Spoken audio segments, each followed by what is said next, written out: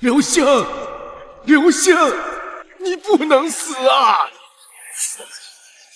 是谁在说话？刘厨，你作为我龙国的最后一位厨师，我龙国全体人员恭请您出山。我龙国全体人员请您出山。出山啊！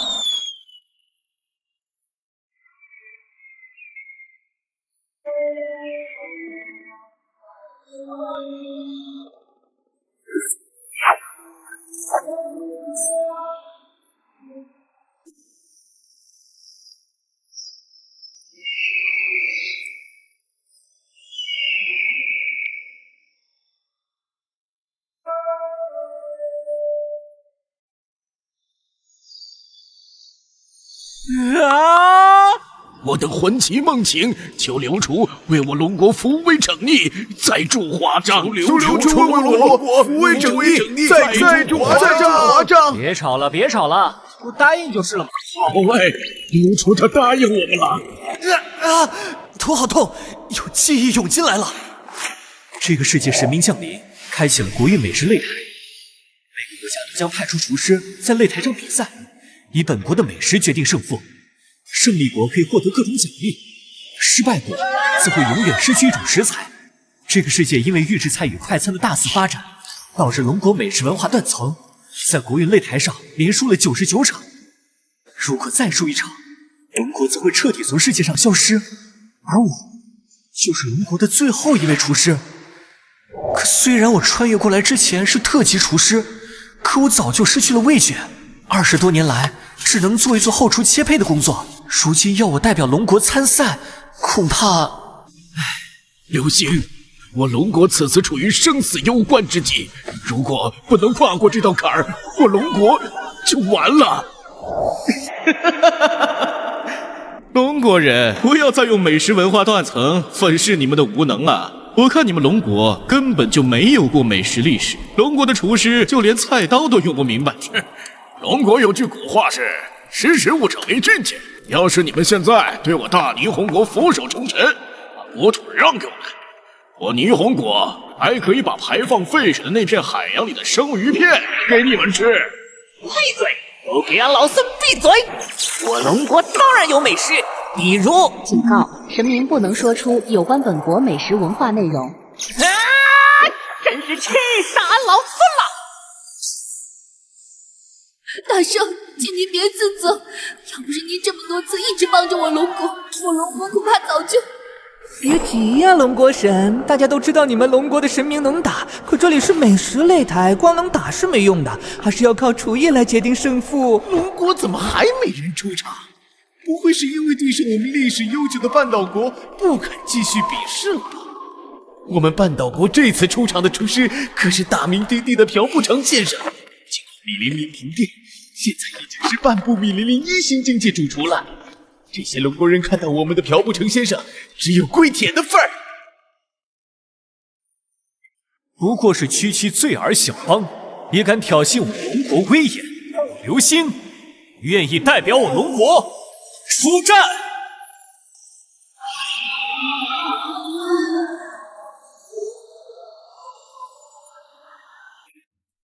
刘星他上台了，可他真的能比得过朴不成吗？那可是半部米林林1星境界，传说中只有能完整做出一道菜的厨师，才能被评为半部米林林1星境界。可恶啊！要是我龙国美食传承未断，又怎么会？看来龙国是真的没有能够出战的人了，竟然派个小屁孩来与我这个米林林半部1星级中厨对决。半岛国有5000年的悠久历史，世界上最古老的国家，龙国只能够匍匐在我半岛国的传统美食之下。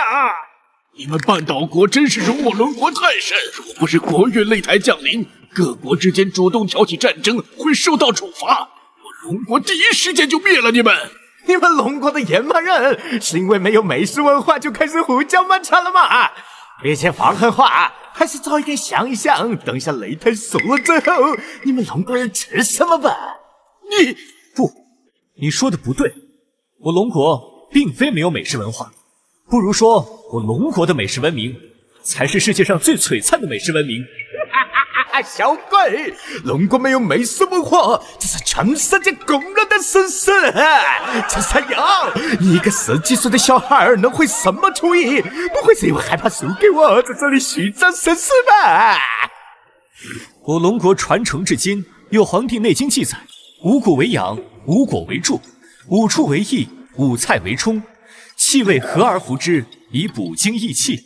后又有《吕氏春秋》所记：凡味之本，水最为始。五味三才，九沸九变，火之为纪。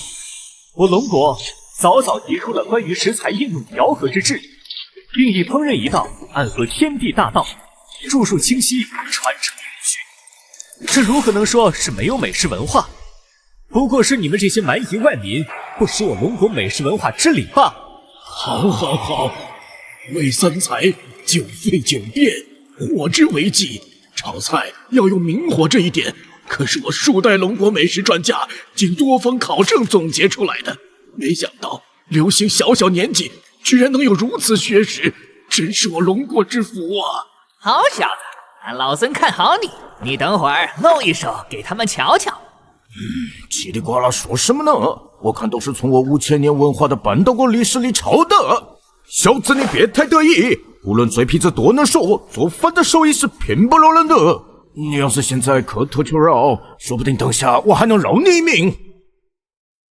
夏虫不可语冰，我准备好了，什么时候开始比赛？曹小子，干不死我！龙国与半岛国开始美食国运对决，正在抽取本次考题，考题内容为同类菜品比拼，比拼菜品为饺子。啊！饺子，竟然是饺子！全世界都知道，我半岛国刚刚在洛英国那里申请了饺子专利。这饺子是我半岛国的传统美食，也是我最拿手的一道菜。正是因为这道饺子，我才被评为颁布米林林一星之策。居然是饺子！看来这次龙国输定了。说起做饺子，可能只有我们霓虹国的大厨能与半岛国抗衡。至于龙国这个厨子，恐怕连什么是饺子都不知道吧？你是说饺子是你们半岛国的传统美食？你怎么不说孔子也是你们半岛国的？没错，你怎么知道？孔子当然也是我们半岛国人。哎，你这小神说话却好似放屁！原老孙一棒！警告：国运美食擂台上不能动用暴力，否则将会对本国人民降下惩罚。为了防止再有暴力行为，现在将你们分别放入各自国家观众席前观战。要不是这破擂台一直用我龙国子民威胁老孙，老孙早就把你们这些不如小钻风的草头小神一棍子拍扁了。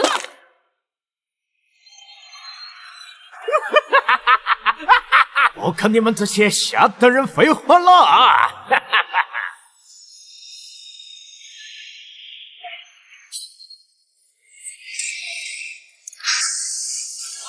你就站在那里，亲眼看着我做出的完美饺子是怎么把你打得落花流水。接下来我要让大家看看世界上最完美的饺子——泡菜豆腐馅饺子。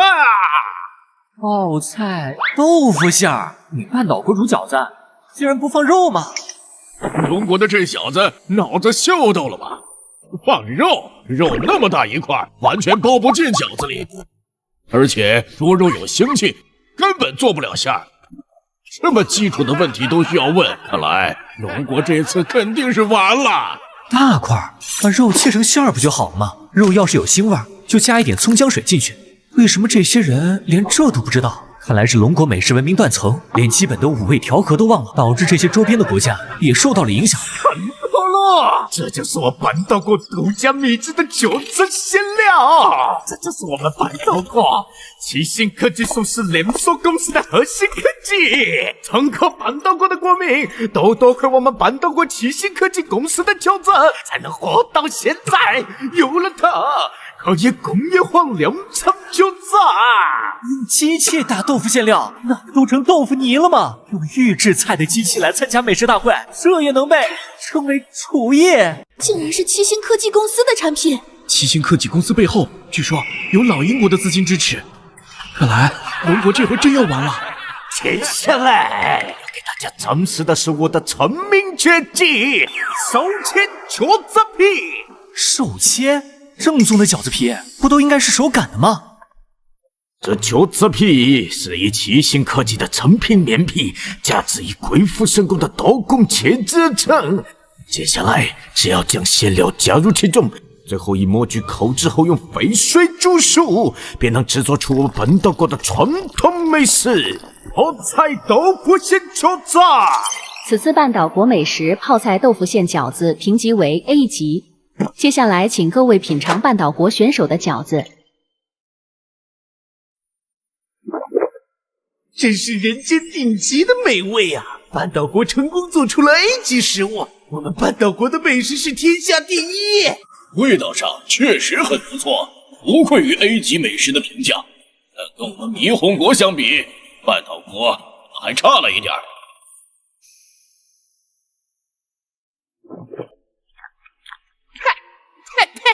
真是难吃死了！泡菜豆腐馅儿，这也能叫饺子？你们这帮外国神是真没吃过好东西。想当年，俺老孙……警告：神明不要尝试卡 bug 说出有关本国美食文化内容。哼！可恶！没想到居然真的被他成功做出了传说中的饺子。难道是天要亡我龙国吗？看来我龙国的存亡只能靠流星了。怎么了，流星？快动起来呀！咸味，是咸味儿。没想到重生之后，我的味觉竟然恢复了。小子是看到我们半岛国的饺子之后吓傻了吧？重活一世，味觉恢复，这是上天对我的嘉奖。而现在背负龙国特级厨师之名，我不能输。这小子在干啥？刚才大家不是已经说过饺子馅不能放肉了吗？为什么他还是拿出来这么大一块猪肉？果然是不通厨艺的小屁孩！你打算拿这么一大块肉干什么？直接裹在饺子皮里面吗？流星这么做一定有他的道理。据传，我龙国有一失传食谱，名字里面有一道辣椒炒肉。难道流星是要做那道菜？可要是违反了比赛规则，无论成品如何，都会被判负的呀。猪肉好啊！看来你小子是要做那道菜了。是的，大圣，我将会用我的厨艺正本清源，昭告世界，什么才是真正的饺子，什么才是真正的美食文化。要想拌好饺子馅，首先要准备一锅好的葱姜水。吕氏春秋有载：夫三群之虫，水居者兴，肉绝者燥，草食者膻。想要调和猪肉的腥味，就需要用到香料的香气来中和。直接加入各种香料的话，味道会过重，所以用香料泡出的水来去腥。花椒，花椒，他居然加了花椒！他想干什么？什么？他居然想要双线程操作！这种操作下，要同时兼顾锅里与案板上的食材，不小心就会前功尽弃。这是自寻死路，只有达到米零零2星主厨境，才有可能掌握双线程操作之法。这下龙国完了！龙国加油！我们这些小国相信龙国的能力。没有商业价值的垃圾小国，只是没有美食文化的龙国，还真是鼠目寸光。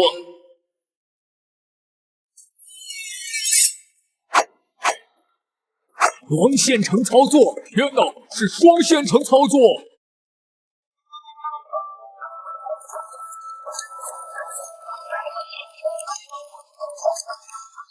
什么？在双线程操作下，整个人有条不紊，甚至快出了残影。这真是我龙国厨师会有的水平吗？哟，这小子的刀法倒是有几分新奇，是个练武的好苗子。世界上竟然还有人有如此凌厉的刀工！我龙国已经整整200年没有出现过会切肉的厨师了。没想到流星随便拿出一整块肉，竟然能用来做饺子馅儿。所谓食不厌精，快不厌细，肉馅要敲打的足够精细，才能最大限度保存肉汁的美味。调味与葱姜水则要分3次加入，每次都用均匀的力度将肉馅搅打上劲。在最后一次搅打时，加入大葱等配菜，这就是猪肉大葱饺子馅儿。这怎么可能啊？这不是龙国厨师该有的水平。可是，在充分的搅打下，他把的每一块肉馅都丝丝索索被吃，竟然能够顺着崩口。什么？我龙国竟然还有此等神技？这就是我们曾失传的美食文化吗？太好了！按照这盆饺子馅的水准，即使流星后面的饺子皮与包饺子都做不好，也至少能与半岛国打成一个平手。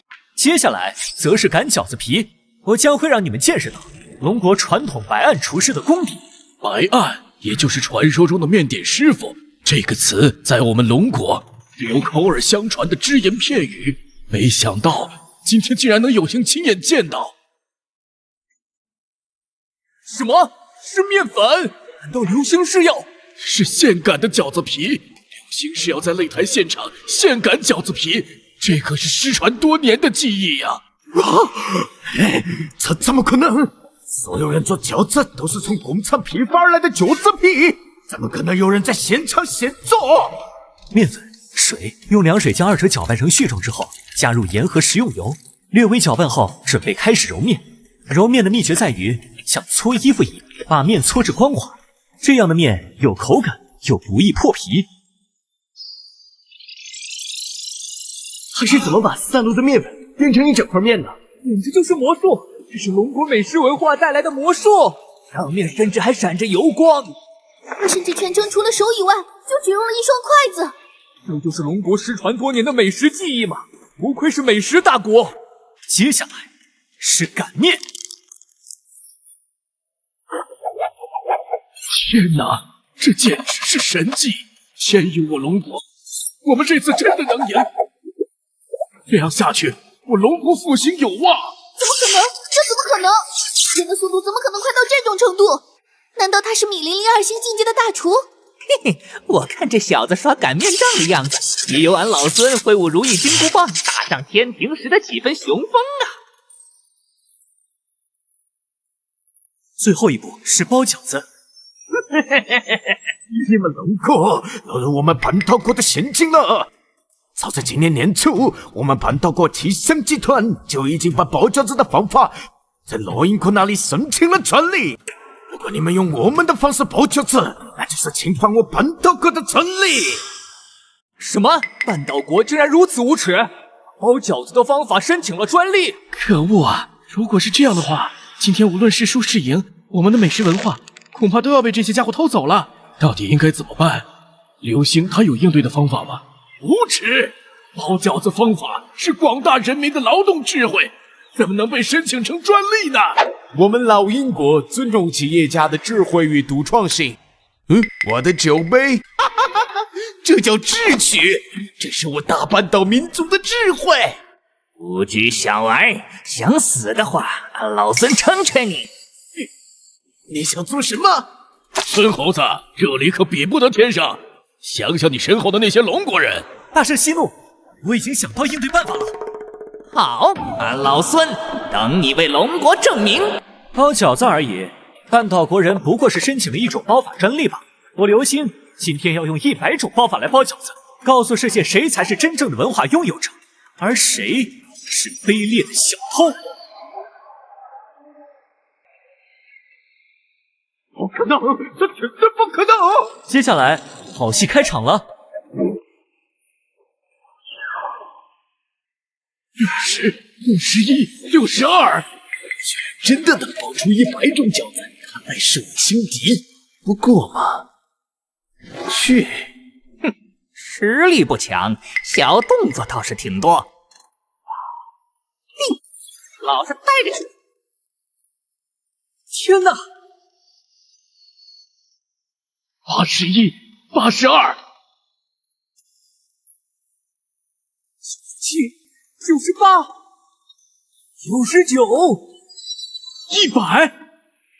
流星万岁！龙国万岁！流星真的做出来了！太好了！我们有救了。或许他真的能带领我们龙国走出这段黑暗的时代。比赛继续。这场比赛的最后一步就是煮饺子。可恶，不就是厨艺强吗？让你煮个饺子，还能煮出花来不成？还有你，死猴子，这笔账我记下了。老孙还怕你不成？好小子，把那道菜做出来，让他们看看饺子到底是怎么样的。这是自然的，大圣。这煮饺子第一步是决定饺子口感的关键一步。烧水，水被烧得略微冒泡时，加入一勺食盐。这是为了在煮饺子的时候增加饺子皮的韧性，以此来达到增加口感的作用。最后下饺子不用沸水来煮饺子，是因为饺子皮表面的淀粉在遇到高温后会发黏，同时也可能造成饺子夹生的情况。原来是这样。这小子究竟从哪儿弄来这么多歪门邪道？要煮了包饺子就老老实实结束啊！煮饺子第二步则是要在水烧开之后加入一些凉水，让水体回滚，利用水体的降温与升温交替，让饺子的口感更加爽滑筋道。这个过程重复3次之后，饺子煮好了。这不可能，这竟然是……检查到龙国做出的菜品水平达标，文化赋能环节开始。居然是文化赋能吗？当一道极好的菜品做出锅时，极有可能会触发文化赋能的环节。文化赋能要是做得好的话，美食的最终评级会上升。可要是没做好呢？流星，龙国已经经不起失败了。世界上谁不知道，你龙国根本就没有美食文化，触发文化赋能又如何？做菜做得再好又如何？到头来还是赢不了我们。老东西，接受事实吧！无耻，畜生，简直猪狗不如！快，大家快上网查查，找饺子有关的文化历史故事。只要能挺过这一关，我龙国就还有重新崛起的希望。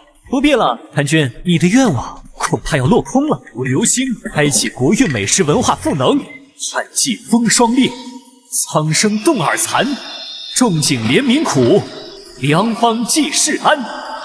肉和新贵暖，皮果药香漫，金石盘中搅，游丝稀碎寒。我龙国子孙流星，以张仲景医圣之名，为龙国饺子赋能。我就说龙国没有美食文化吧，一道美食居然召唤了一个医生出来，他有行医资格证吗？龙国，你们完蛋了！龙国无论把自己吹得多天花乱坠，也改变不了龙国美食历史浅薄的事实。还是早起来跪舔我们霓虹国，献出国土，到时候我们霓虹国还可以赏你们一点剩饭吃。可恶啊，就差最后一步。无论如何，这次我龙国一定要保下流星，只要他还在，我们龙国就还有崛起的希望。历史浅薄，我看未必吧。东汉末年，民间疾苦，医圣张仲景告老还乡回到南阳时，正是严冬，百姓衣不蔽体。建安纪年以来，未过10年，死者3分有2，伤寒时居其7，家家有僵尸之痛，户户有豪气之哀。饥饿与严寒无情地夺走龙国百姓的生命，即便侥幸不死，耳朵也尽皆冻坏。医圣张仲景感往昔之沦丧，于是勤求古训，博采众方，以羊肉与温补药材制成驱寒焦耳汤，挽救了万千龙国百姓的生命。这便是饺子的来源，是我龙国医圣济世救民之举所成。今日我流星在此国运擂台上，为我龙国美食正本清源。怎么会？经验证饺子为龙国美食文化，半岛国与霓虹国饺子文化未虚构，罚两国不能再食用饺子，现有饺子生产线全部销毁。行吧，我齐星公司没的数万亿利润，全都靠我齐星公司的求职生产线。那些贱民，只要给他们一口东西吃，他们就会源源不断为我买单，这下绝望了！完了，我们半岛国彻底完蛋了！齐天公司真是废物！你们为了小小饺子垄断市场，赚了我们普通人的钱，最后的惩罚居然还要我们来承受。好一个正本清源！龙国美食文化原来一直在被这两国偷窃，今日终于能够正本清源，重见天日了。太好了，我们终于找回属于我们的美食文化了！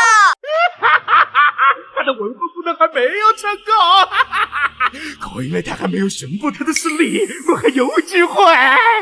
不是我的文化赋能没有成功，而是我的文化赋能还没结束。什么？龙国饺子文化的价值不仅仅在于它被医圣发明出来的那个瞬间，更在于张仲景对天下百姓吃饱穿暖的朴素愿望。最开始，饺子在刚发明出来的时候被称为饺儿，后经演变又称为饺子或扁食。我龙国认为，在大年30这一天的子时是新年与旧年的交接时刻，也就是交子之时。在这个时间点吃饺子，就有了庚岁交子的含义，寓意着新旧交替，辞旧迎新，祈求来年顺遂平安。而今天正是我龙国的除夕，我龙国民众应吃饱穿暖，在家里怀着对明年一年的美好期望，煮好饺子，一家人和美团圆地坐在一起。民以食为天，龙国的美食文化是为百姓而生的。辞旧迎新，祈求来年顺遂平安。原来饺子还有这样的含义吗？团圆，一家人一起吃饺子。妈，我想你了。这就是龙国的文化，这就是龙国的除夕。龙国的美食文化是为百姓而生的。好啊，好啊！没想到我的饺子还有这样的寓意。我的愿望是，新的一年里，龙国大家都能吃饱穿暖，团团圆圆。从明天开始，龙国将步入新的一年，再也不用受任何人的欺凌。我们龙国人会为了自己而奋斗努力，我龙国将辞旧迎新，获得真正的幸福。好样的，好样的！检测到龙国文化赋能成功，最终饺子评定结果为 SSS 级美食。汉词：除夕清寒包饺子，悠悠岁月古今同，形如元宝先相遇，为比珍馐暖意融。龙国获得奖励：国民身体素质提升50%，国民气运提升50%。龙国每人获得1盘饺子。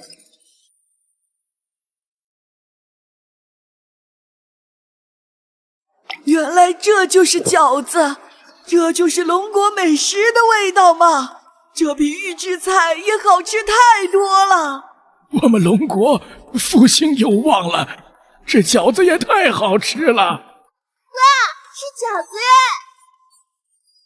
耶！不错，就是那个味道。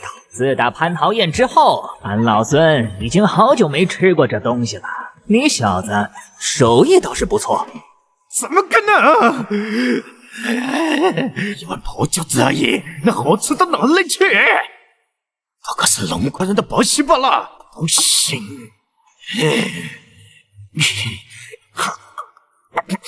等一下，这味道怎么会？饺子皮微微弹牙的顺滑口感在口中游走，在紧咬开饺子的一瞬间，无穷的鲜味连同汁水一同爆发出来，经过充分搅拌过的猪肉馅仿佛在嘴里活过来一样，我不敢信，怎么会这么好吃？这种滋味太美妙了，竟然能把饺子做到这种程度。这是何等的厨艺！龙国的美食果然惊人，这就是他们失传的底蕴吗？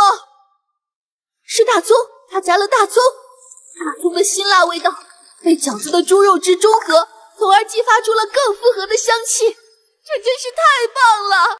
切，什么龙国饺子，油腻腻的，一点都不好吃，不如我半岛国的泡菜豆腐饺子清爽。哼，你这小仙从刚才开始筷子就没停过，怕是平常连肉都很少吃的，现在也好意思说龙国的饺子不好吃？各位，俺老孙觉得这国运擂台的胜负已经确定了。本次国运擂台比赛的结果为龙国胜出。奖励龙国恢复10种食物，而半岛国作为失败国，将以失去泡菜作为惩罚。好惨啊！没有你，我们半岛人要怎么活呀？这一切真的被龙国这个不知道从哪里冒出来的臭小子搅局。是他，我们七星集团早就打进龙国市场了。我人彻底被我们半岛国奴役。赢了，我们赢了，我龙国终于赢了。流星，好样的！赢了，我们赢了！太棒了，我们终于赢了！你是我们龙国人的英雄！流星，谢谢你救了龙国，我代表龙国全体人民感谢你。请不要这么客气，我只是尽到了身为一个龙国人应尽的责任。趁着这会儿时间，多笑会儿吧，毕竟等一下就笑不出来了。你们龙国呀，可是在刚才的比赛中违反了规则。本来以为废物半岛国能解决你们，现在霓虹国要向龙国发起美食国运比拼。什么？犯规？国运擂台上规定，每个国家只能用自己的美食文化厨具，而你在擂台上使用了不属于你们龙国美食文化的厨具，违反这一规则。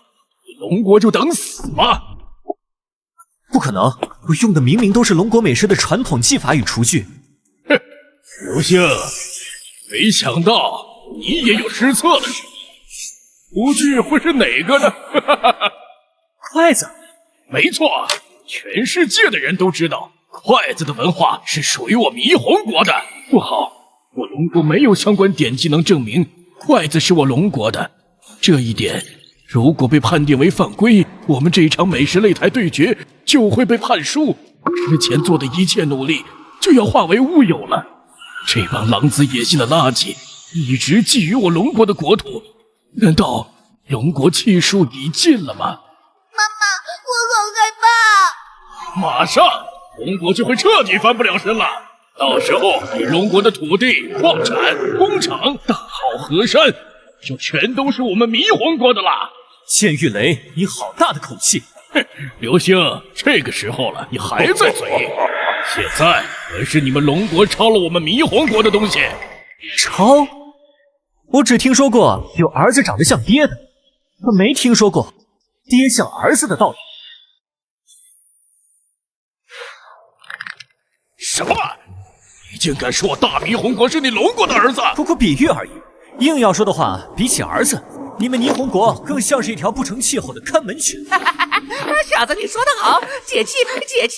竟敢如此侮辱我霓虹国！这次你龙国已经犯规，马上就是死路一条了。看你这小屁孩还能使出什么招数？我不需要使用出什么招数，因为筷子本就是我龙国的。大言不惭！你们龙国这么做是剽窃。龙国文化早在《礼记》中有载，耕之有菜者用家，这说明了筷子的作用。推彭物语又载，立柱绘制，呼为筷子，说明了筷子名称的来源与演变。因此，筷子自然是我龙国的。谁知道你是不是骗我们？全世界都知道，你龙国的美食文化早就断层了。看好了，什么是真正的筷子？这是独属于我龙国文明的瑰宝。筷子分2根，意味着阴阳调和，上圆下方代表着天圆地方，人手执之则代表着天地人和。所谓天和，风调雨顺；地和，五谷丰登；人和，家业兴旺。筷子长6寸7分，代表着7情6欲，这些理念都与美食之道无比契合，代表着我龙国生民的朴素民愿。霓虹国，你们国土狭小，四面环海，粮食不足，喜食鱼类。筷子做成尖头是为了方便插取食物，可这说明，即使你们霓虹国抄我龙国筷子文化，依然抄都抄不明白，筷子插在食物上，形似插香，是给死人供食才会做出的举动。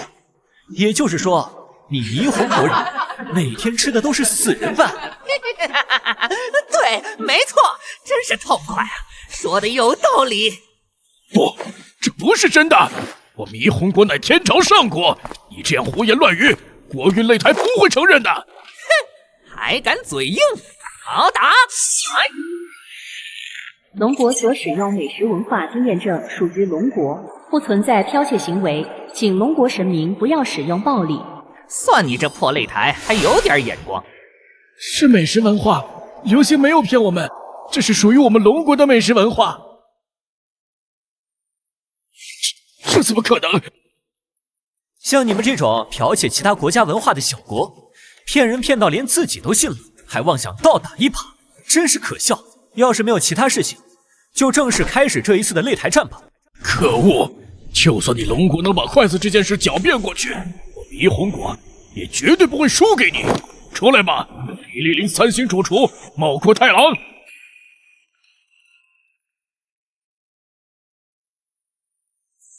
不好意思，我来晚了。不愧是我们霓虹国的大厨，一看就是懂礼数的。千羽雷大人，不知道是哪一个不怕死的，竟敢非议我大霓虹国的文化。就是龙国那个年纪不大的小厨师。茂阔太郎，打败他的任务交给你了。小子，听说半岛国的漂不成就是被你打败的，你确实有资格做我妙苦太郎的对手。我一定要正面击败你，让龙国没有东西可吃。到时候我霓虹国就能顺理成章地接管你们龙国的国土了。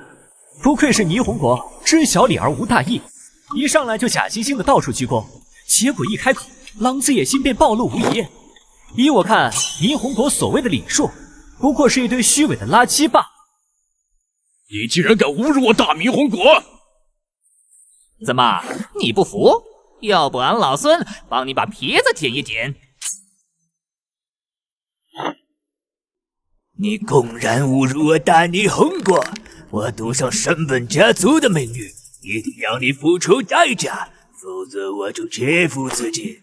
我霓虹国向龙国发起国运美食对决。霓虹国向龙国发起国运美食对决，正在抽取本次考题。考题内容为同类食材比拼，此次提供的食材为鱼。没想到竟然是鱼！龙国的小子，你可以早点准备好自己的遗言了。鱼类料理要从杀鱼开始，难度大家有目共睹。我霓虹国的茂户太郎潜心研究60年，制作各种鱼类刺身，被称之为刺身仙人。刘星，这一下你们龙国人完蛋了！什么？刺身仙人？60年的做菜经验啊，这可怎么办才好啊？还是最难的鱼类料理，流星真的会做鱼料理吗？我们要相信流星，他连传说中的饺子都能做得出来，一定能打败那个茂库太郎的。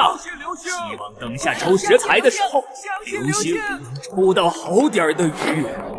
现在，请双方选手上前抽取食材。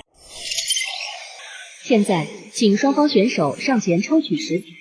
不懂礼数的龙国小子，无论是什么鱼，玩刺身仙人都能呈现出它最美味的氛围，而你们龙国只能败在我们霓虹国的手下。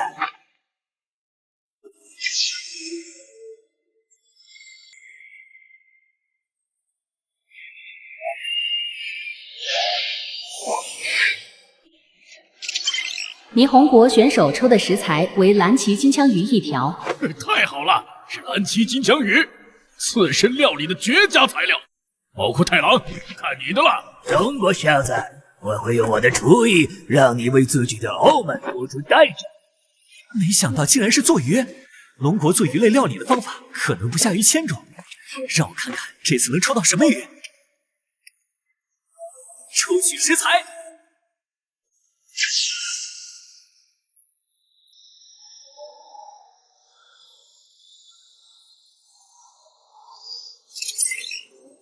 龙国选手抽的食材为草鱼1条。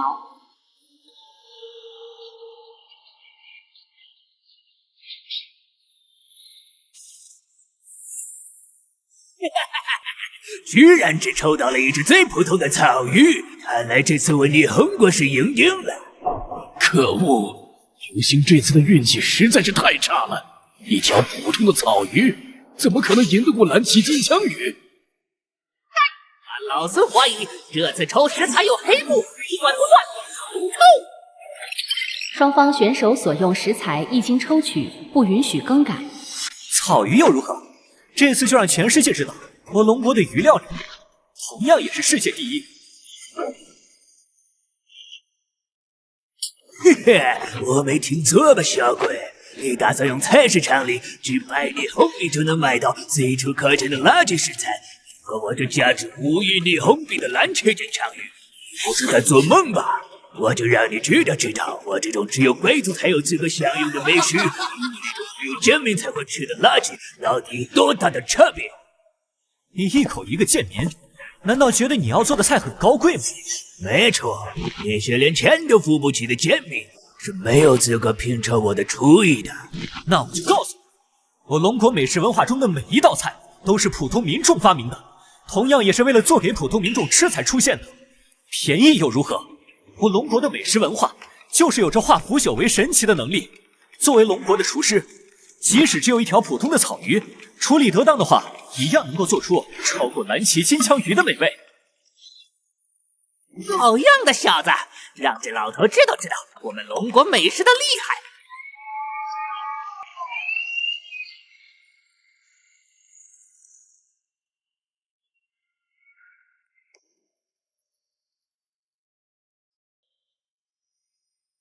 你们会后悔的。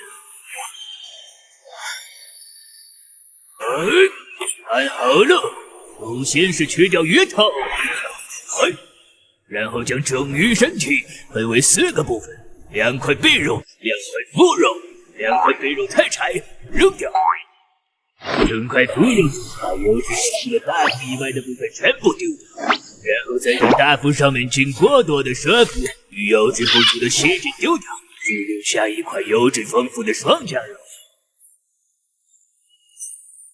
这片头精致摆在碎饼上，配上我霓虹国特制的芥末酱油，这道顶级的料理就完成了。金枪鱼双酱切片刺身，喷上。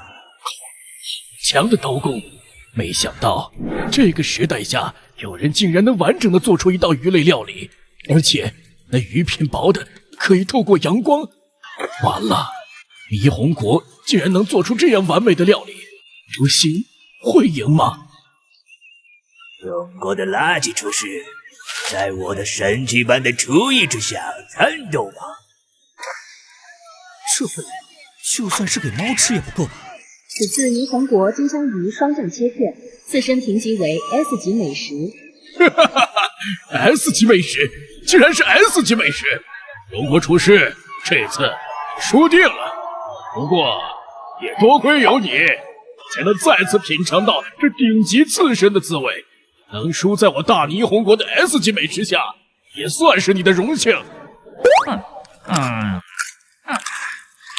太寡淡了，让老孙吃不惯。你们这帮外国神也是没吃过什么好东西，而且你们一条鱼丢了那么多，你知道那些鱼能做成多少菜，填饱多少人的肚子吗？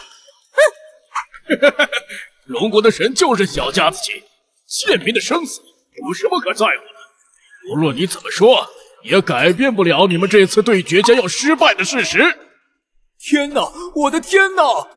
没想到能做出完整的鱼类料理，还是 S 级美食。流星他做得到吗？我相信流星，他可是做出过 SSS 级美食饺子的人。流星加油！加油！流星加油！加油！不要再自我麻痹了，在我们大霓虹国的生鱼片面前，无论你们做什么努力都是徒劳的。中国人就是这样，总以为大喊大叫就能解决一切，只有看到结局，他们才会明白现实是残酷的。既如此相信我，我怎么可能说区区一道刺身一定要赢？一条草鱼而已，我看你能做出什么花来。我今天要做的菜是1鱼20只全鱼宴。我看你是脑子烧坏了吧？用1条鱼做20道菜，你整个龙国一共有20道菜吗？无知的年轻人，本来以为你藏了什么必杀技，没想到只是个会吹牛的菜鸟。像你这样撒谎成性的龙国人，败在我米零零3星厨师手下也是理所应当。一条鱼做20道菜，我龙国真的有这么多可以做的菜吗？流星还是年轻，此举实在是太过于冒险了。你们没见过的东西，并不代表不存在。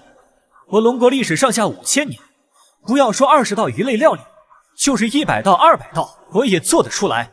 你小子说大话也不怕扇了舌头！今天龙国的虚伪面目就会在全世界面前揭穿。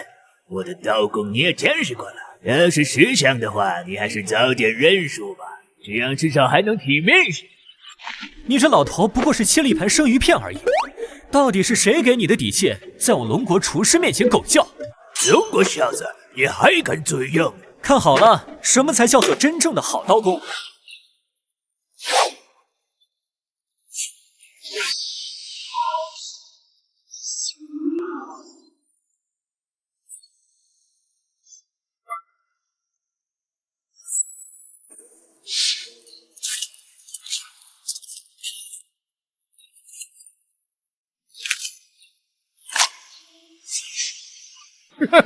不是说要去骨头吧？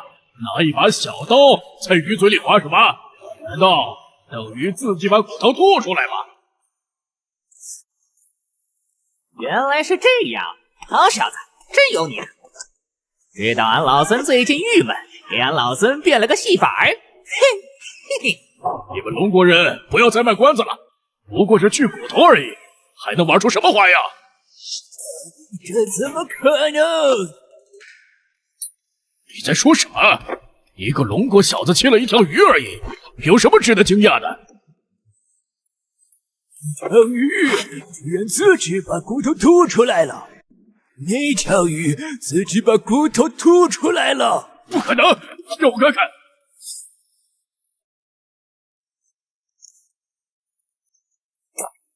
这不可能！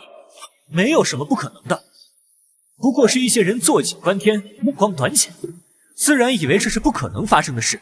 我没看错吧？吐出来了！居然自己把自己的骨头吐出来了！错吧？我的天哪！怎么可能？简直是魔术！魔术吗？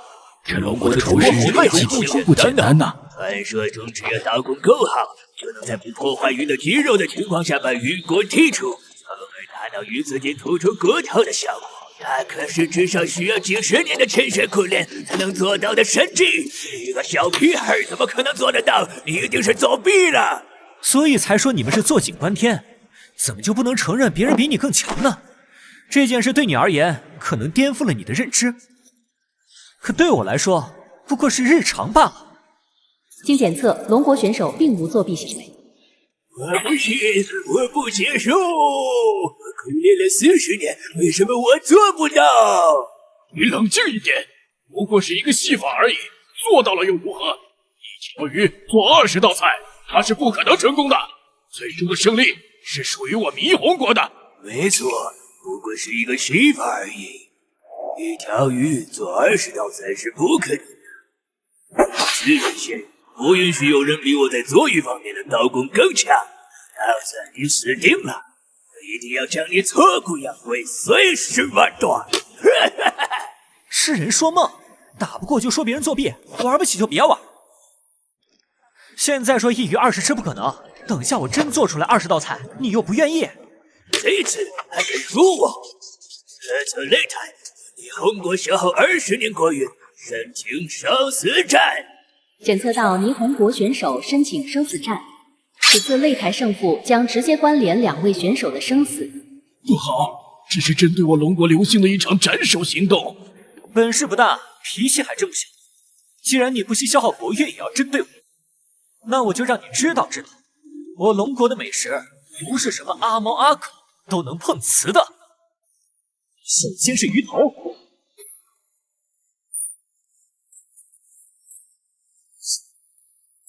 铺满剁椒酱，加入葱姜料酒，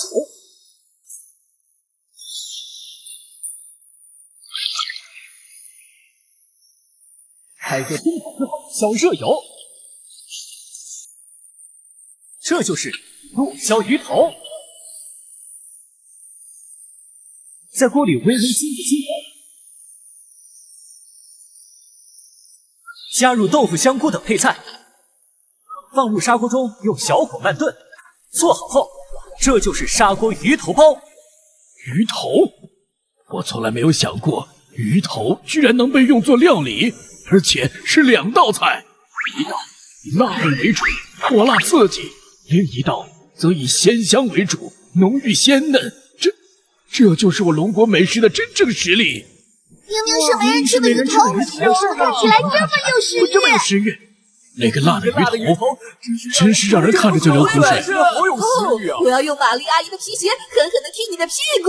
明明是那道鱼头包的味道，看起来更清淡好吃。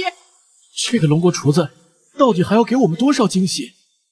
接下来是鱼身，鱼身细刀花切成蓬松不断的条状，油炸后淋上糖醋汁，这就是松鼠鱼。鱼身切片后，分别有花椒和酸菜煮制，这就是水煮鱼、酸菜鱼。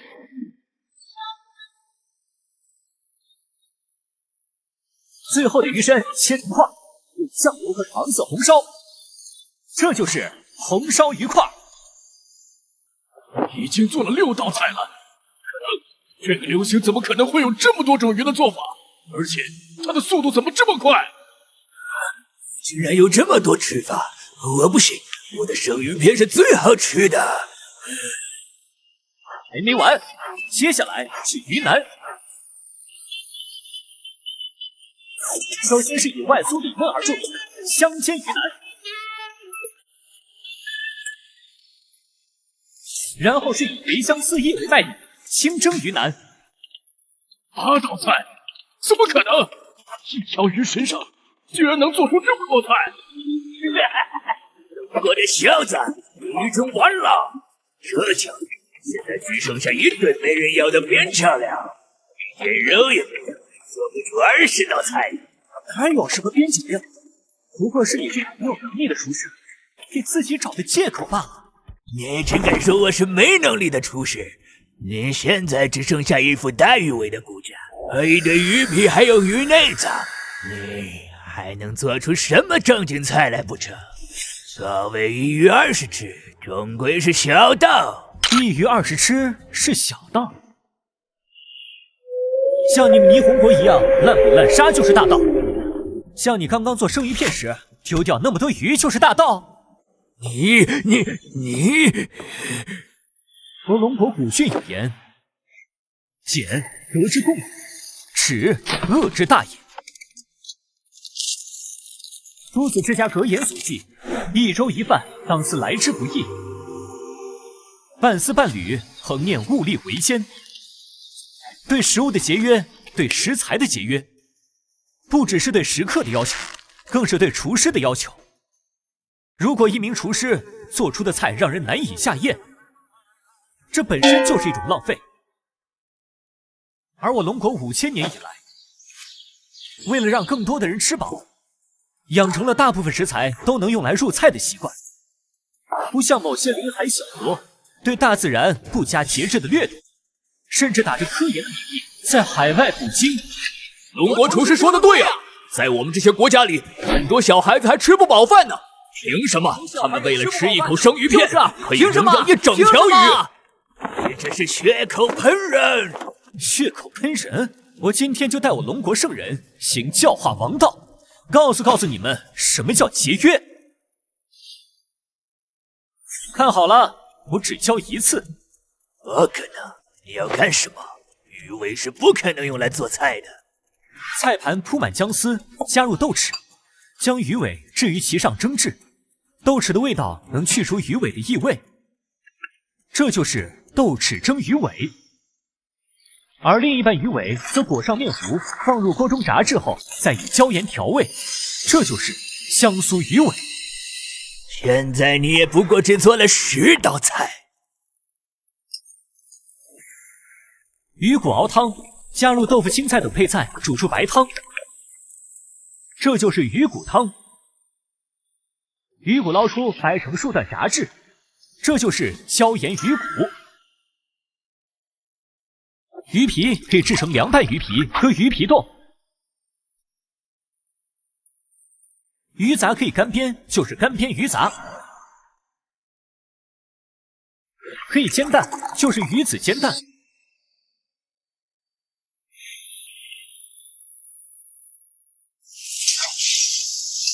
还有炸鱼鳞、烧鱼肚、鱼鳔炖排骨、鱼血焖饭。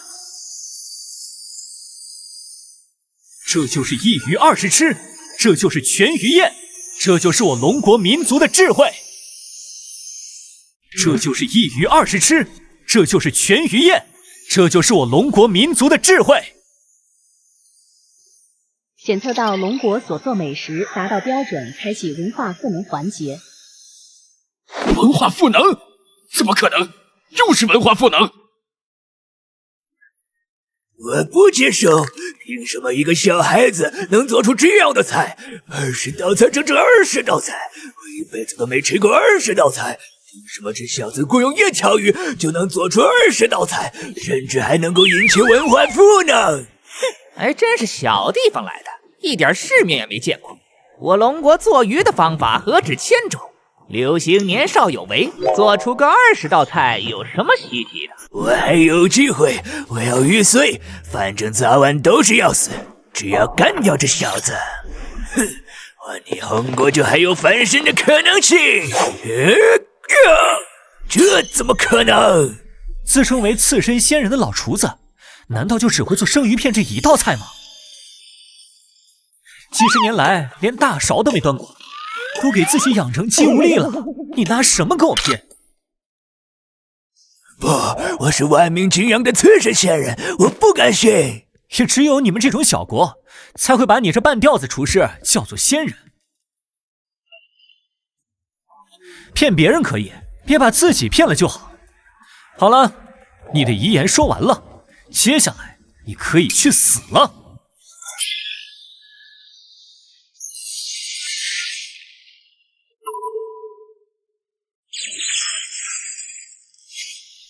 现在凡人的苍蝇被拍死了，我要开始文化赋能环节。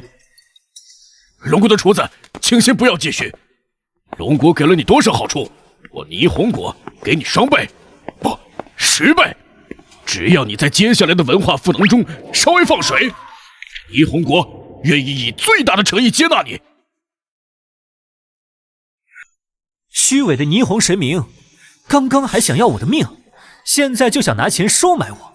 我不需要，这些钱留着给自己买棺材吧。等一下，我们可以再谈谈，100倍也可以。你在龙国待着有什么前途？我霓虹国不会亏待你的。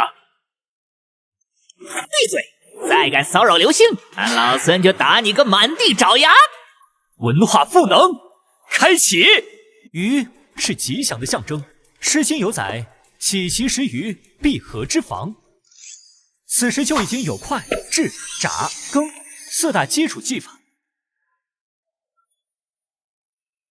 调定即提到鱼头宜炖，鱼腹宜蒸，鱼皮宜凉拌，鱼骨宜椒盐。而1鱼20吃的传统源于渔民的生存智慧。渔民出海捕鱼，若捕到100斤以上的大鱼，因保鲜条件有限，会当场拆分，鱼肉做鱼丸、鱼糕，鱼皮晒成鱼皮干，鱼骨熬高汤，甚至鱼鳞也会炸成脆片当零食。鱼子腌制成鱼子酱，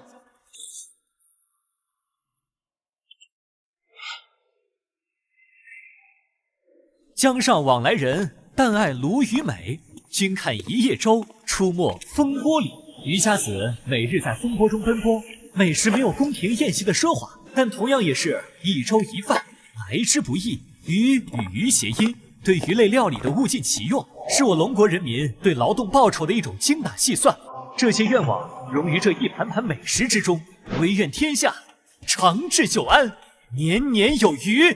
长治久安，年年有余。原来吃鱼的文化就是我劳动人民的朴素愿望。龙国美食文化果真是人民的文化。刘星，他真是大才呀！长治久安，年年有余。俺老孙当年取真经，就是为了这个才去取经的呀。检测到龙国文化赋能成功，最终全鱼宴评定结果为 SS 级美食汉祠11甘竹，一网鲜鱼1碗粥，分部位烹无器物，防止百姓食为奸。龙国获得奖励，国民智慧提升30%，全部国民暗户获得全鱼宴1席。鱼是鱼，是指在书里见过的鱼。好啊，感谢刘星，让我们吃到鱼了。刘星这几道鱼做的各有各的美味，好吃，真好吃，太好了！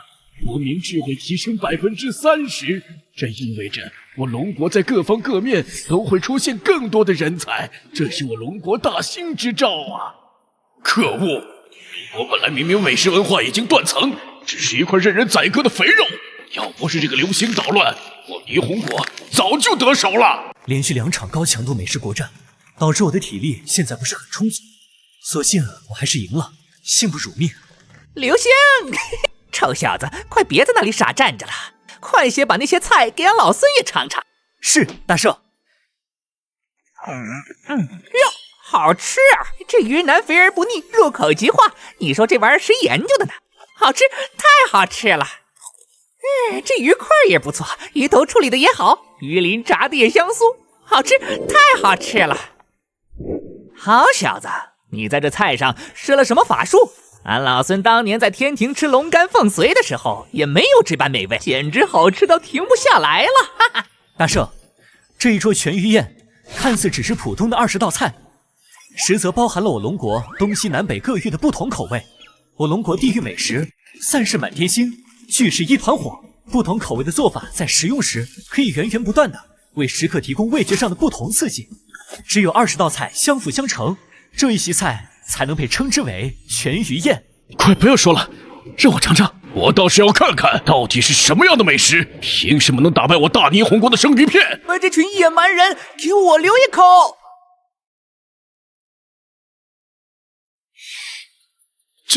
这是真香！过锅时烹出的锅边醋给人以激烈的香气，而当开口品尝时，又能感受到辣椒强劲的刺激。可如果坚持吃下去，就能感受到酸菜鱼酸辣的外表下所包含着的自然草鱼的鲜嫩风味，仿佛是狂野外表下的温柔的心。这是初恋的味道。极致的美味，鱼生肉的筋道口感，让我仿佛看到这条鱼生前在河水中自由的游动，这是自由的味道。这味道丰富的鱼尾让我想起了我老家恒河水里的美味。我认可你的厨艺了，龙国厨师。本次国运擂台比赛的结果为龙国胜出，奖励龙国恢复10种食物；霓虹国失败，惩罚为失去鱼类食材。鱼类，我们失去的食材竟然是鱼类！我们霓虹国有80%的菜都需要鱼类啊，这下完蛋了！唉，无论输赢，最终受苦的还是百姓呢。大圣不必挂怀，我龙国素有济世爱民之志，达则兼济天下，穷则独善其身。待我龙国连胜，拿下国运擂台的冠军之时，势必能推翻美食市场上垄断资本的统治，拯救天下万民。哼，痴人说梦！龙国厨师说得好，我们支持你。龙国厨师，不过是一些低种姓贱民的死活，你又何必挂怀？你这等厨艺，不如加入我天竺国，到时候我亲自封你为婆罗门贵族。不需要，我龙国人人平等，没有贵族，不是你们天竺国这群人可以理解的。哼，敬酒不吃吃罚酒。既然你自己找死，那也就怪不得我们天竺国了。让你看看什么是真正的美食文化。我天竺国向龙国发起国运美食对决。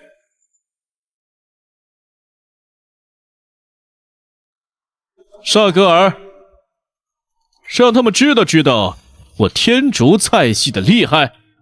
我天竺国是宇宙第一国家，而我是天竺国的第一厨师。查根。傻根，这破名字倒是符合你的人物性格。你怎么没有米琳琳评分？你竟然敢侮辱我的身份！我可是尊贵的婆罗门种姓，是真正的上等人。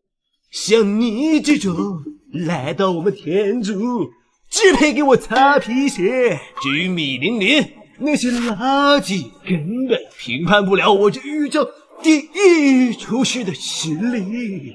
你们天竺也跟霓虹一样，打算献祭国院，来跟我开启国域美食对决？没错，你们必须接受我的挑战，因为这是神的旨意。流星，你也不希望龙国被全世界当成软蛋吧？连续2场美食国运对决，我的体力已经有些不支了。可眼下，对方竟然如此嚣张地挑衅我龙国，此时若退，天下会怎样看我龙国？我天竺国消耗20年国运，向龙国发起国运美食对决。流星，你的状态怎么样？这天竺国的选手明显是想要趁人之危，你是我龙国最重要的厨师，你可不能出事啊！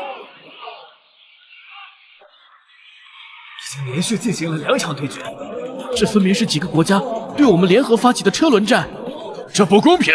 流星已经连续做了好多道菜了，他现在明显状态不好。可是我龙国美食没有断层，又怎么会让一个少年厨师独自战斗到这个地步？流星，休息吧，这不公平，我们不玩了。这世界上哪里有那么多公平？天真的龙国人。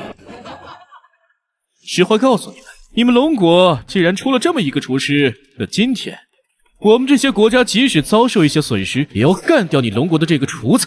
这就是我们几个国家联手起来做的一次斩龙行动。亦或者，你们龙国把西南边境的拉亚山脉交给我们天竺国，或许我们天竺国一开心，就不打这次美食国战了。休想！龙国国土，你天竺国休想染指一寸！即使我流星累死在擂台上，我也绝不后退半步。好样的，流星！那是我们的战士们用生命守住的边境。今天的你跟他们一样，都是我龙国的英雄。如果今天你真的有个3长2短，我龙国与天竺国不死不休。冥顽不灵，看你龙国厨子一副快死的样子，怎么可能比得过我天竺的大厨？中国拉亚山脉早晚都是我们天竺国的。沙格尔，上！是，尊敬的湿婆大人。我天竺国向龙国发起国运美食对决。检测到天竺国向龙国发起国运美食对决，正在抽取本次考题。考题内容为食材选取比拼。此次共抽取10种食材，每人可以选择3种食材，双方轮流挑选，选过的食材不能再选。首先开始挑选的选手为天竺国选手。先让我挑选食材，这也是神的旨意。龙国的小子，看来你今天的失败是注定的了。我已经找到了必胜的方法，龙国厨子，你输定了。我要这个。不好，天竺国选手不讲武德，几乎做任何菜都需要油的帮助。天竺国选手把油选走了，要我们怎么做菜？不公平！食用油本身不应该算作食材的一种。你们龙国不要胡搅蛮缠，既然油放在了桌子上，那自然就是食材的一种。作为神的信徒，这是神给我的指示，只要把油拿走，不管龙国选手你再怎么努力，也做不出来任何菜。没错，这就是我子民的智慧。龙国人还是早点放弃无谓的抵抗吧。没有了油的话，流星恐怕只能做出一道凉菜。可只有凉菜，要怎么才能胜得过天竺国？我要选择的食材是腊肉。哈哈哈！龙国的小子，你疯了吗？没有油的话，你的腊肉也完全没法料理。这次的胜利就由我天竺国拿下了。第2道菜，我天竺国想要的菜品是鸡。你选择鸡是要制作那个我天竺国的国民菜了吗？没错，我将会用我天竺国传统美食黄油鸡来把龙国这个小厨子打得满地找牙。什么？黄油鸡？竟然是黄油鸡！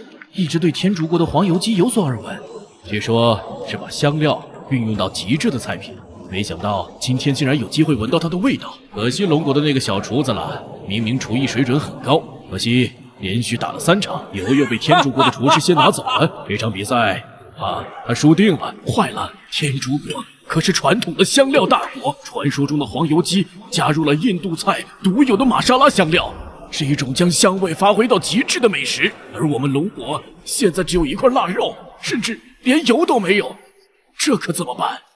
黄油鸡，流星他已经连续进行3场对决了，他还能赢下这场比赛吗？可恶的天竺厨子真是太狡猾了，竟然抢先把油抢走了。流星，加油！我们龙国人相信你。龙国，你们现在只有一块没有办法料理的腊肉，还不如早早把西南那条拉亚山脉割让给我们，以免你们的人民受苦。你要是再在俺老孙的耳旁说些风凉话，老孙就让你知道花儿为什么这样红。龙国有句古话，小人畏威而不畏德。看来只有一次把你们这些白眼狼打服，才能让我安定我龙国疆土，抚慰我龙国战士的内心。第2个食材，我选择腊肠。又选了一道肉菜，你是打算做一道生肉拼盘吗？希望小子你在输了比赛之后，嘴还能像现在这么硬。我天竺国最后一道食材选为西红柿。西红柿是黄油鸡的完美配菜。龙国厨子，今天要怪就要怪你运气不好。我们天竺国现在选到了完美的3种食材，将会做出世界上最完美的菜品。我选择蒜苗。龙国的厨子，就算你这个时候选了蔬菜，也只能拌出最多一道沙拉，是没办法赢过我们天竺国的黄油鸡的。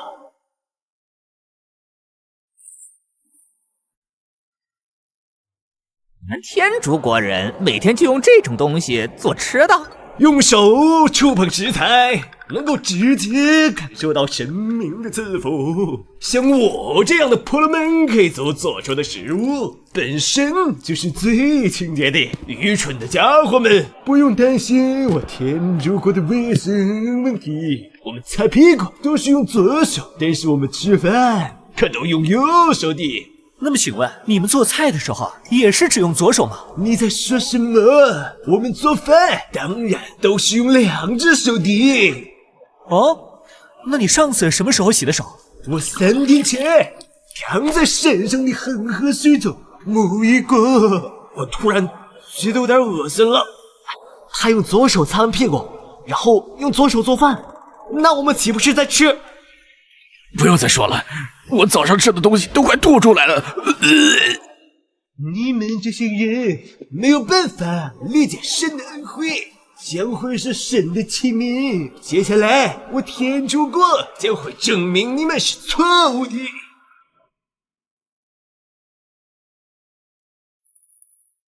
这就是我印度几十种香料打成粉末之后混合而成的绝世香料玛莎拉。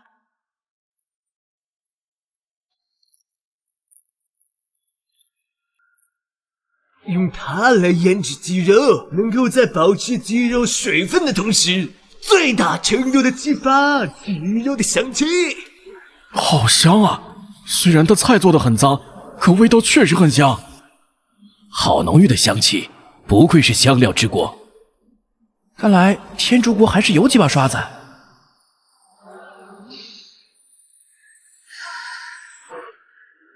接下来是热油。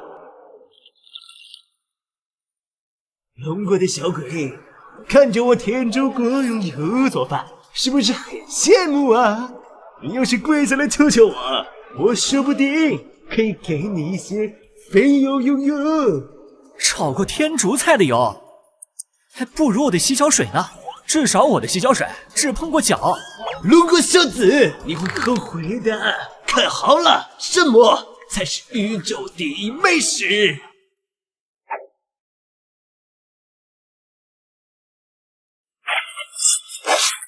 油热后，撒入西红柿，炒化之后倒出，用榨汁机和腌好的鸡一起，再次回锅复炒一遍。榨汁机，他居然使用榨汁机来处理番茄，不愧是天竺国的第一高手，而且他甚至还会回锅这种只存在于我们龙国文字只言片语中的高级技术。流星可是连盐都没有，这下我龙国完了。不过他那几块鸡在锅里的颜色和形状怎么感觉怪怪的，看起来没有什么食欲。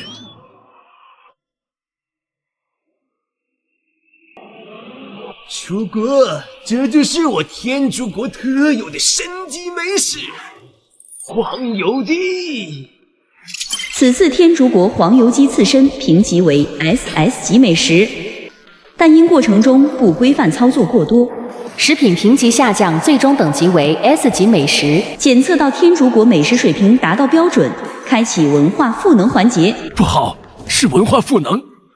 不好，是文化赋能。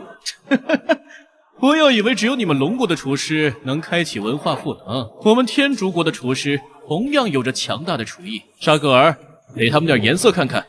天神在上，我查格尔开启文化赋能环节。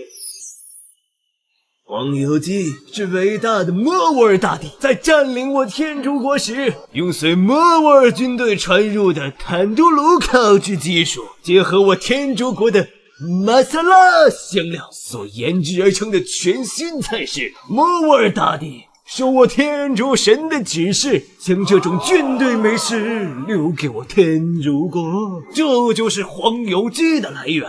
莫卧儿大帝英明神武，其统治范围普遍整片大陆。鼎盛时期，也曾让龙国拉雅山脉的军阀向我莫卧儿大帝称臣。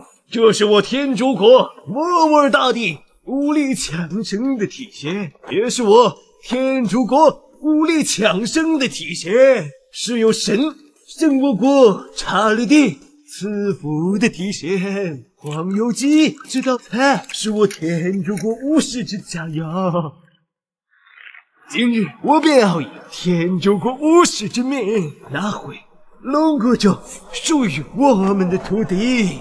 不好，天竺国是冲着我们龙国的国土来的，他们想让国运擂台将我龙国国土作为奖励赐福给自己。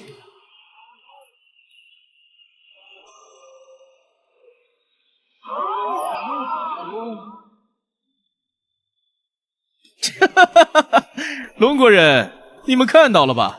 事情已成定局，无论你们怎么做，都是徒劳的。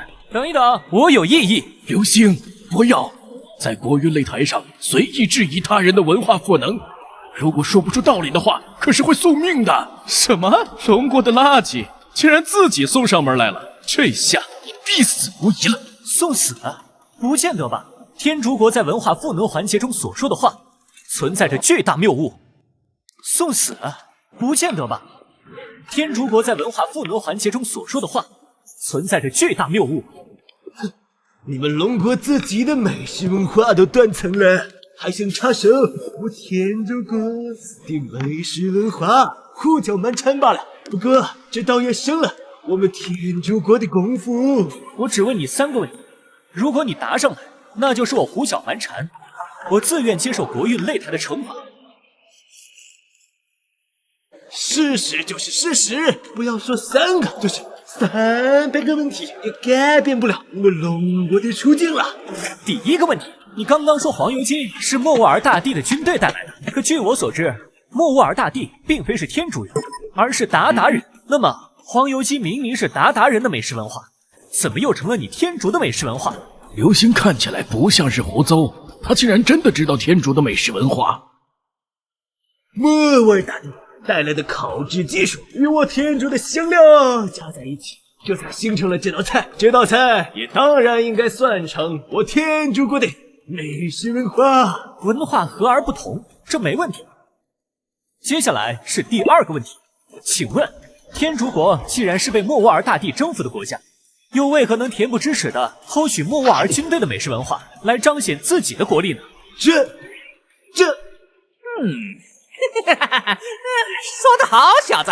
明明这帮天竺人只是被人家统治了，却搞得好像人家本来就是他们天竺人一样，还真是脸都不要了。第3个问题，你说我龙国拉亚山脉的叛徒将你们莫卧儿大帝拱手称臣，可据我所知，200多年前我龙国就已经派人收回了拉亚山脉的失地，平定了内乱。那么那片土地又是怎么成了你们天竺国土地的？是不是你们天竺国人在此台上颠倒黑白，意欲扰我龙国正统？是不可能！你怎么会了解这么多我天竺国的美食文化？不，你怎么会了解这么多我天竺国的美食文化？这么说，我说的都是对的喽？我的厨子，现在闭嘴还来得及。天竺国的小神，你现在坐下也还来得及。警告：国运美食擂台上不能动用暴力，否则将会对本国人民降下惩罚。所以我说的是对还是不对？你说的没错，我的文化赋能确实存在漏洞。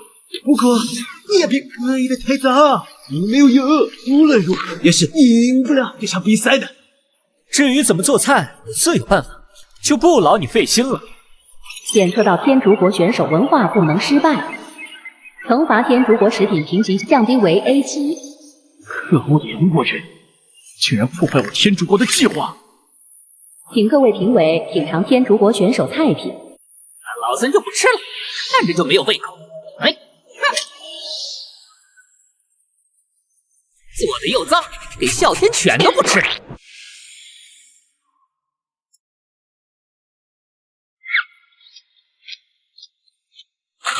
你们这些一帮人，就是不懂得享受。我天竺国美食宇宙第一。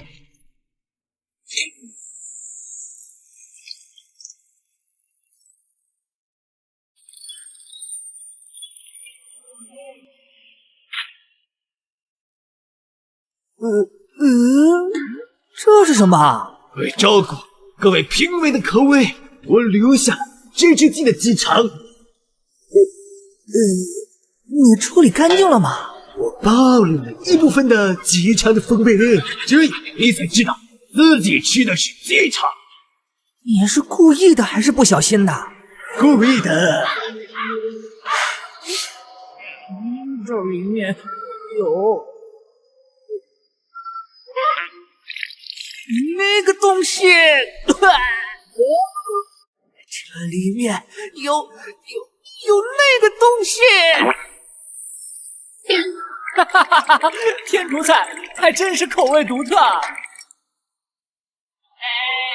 连那种东西都可以入菜吗？哪有这么样？龙国小子，即使我这次的发挥略有失误，连使用有的没有的你，依然不可能赢得过我。那可未必，希望你等下看到我做的菜，不要哭出来。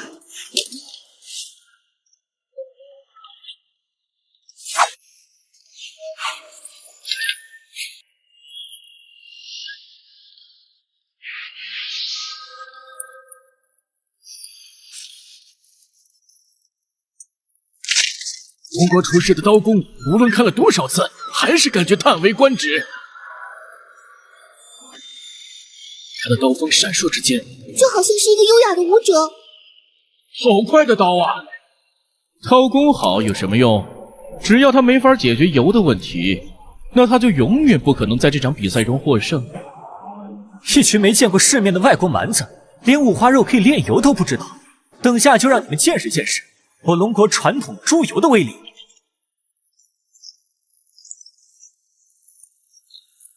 油爆声？怎么可能？龙国厨师的锅里发出了油爆声。明明食用油已经被天竺国的选手选走了，他的锅里怎么还有油？不可能，绝对不可能！国娱擂台，我要举报龙国选手违规作弊，他一定是用了自己带的油。没错，他一定是作弊了，否则他怎么可能会有？有可以有。孤陋寡闻的家伙们，这是我龙国美食的独有技术，以你们的智商，我很难跟你解释。不要再狡辩了，全世界的人都知道，世界上所有厨师用的油都是工厂油曲线上的花生油。你难道是用魔术变出来的油吗？魔术变出花生？我龙国厨师可不会在厨房里做那么无聊的事情。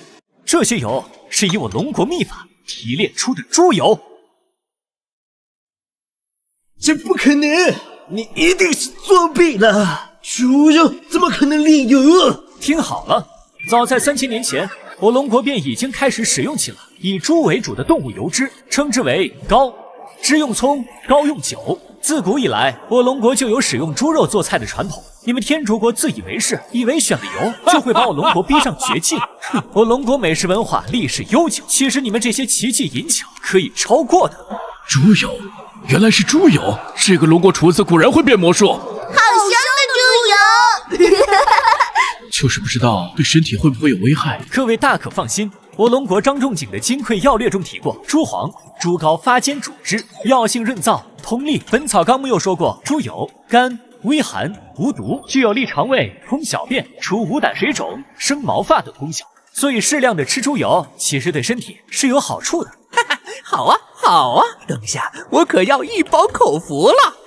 即便如此，你也不可能做出比我的玛莎拉黄油鸡更好吃的菜。是吗？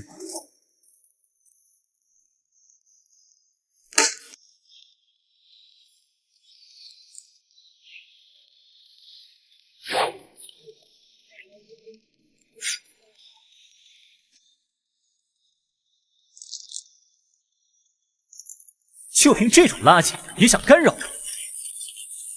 起锅，下入切好的蒜粒与蒸好的豆豉，再下入适量的干辣椒，爆香。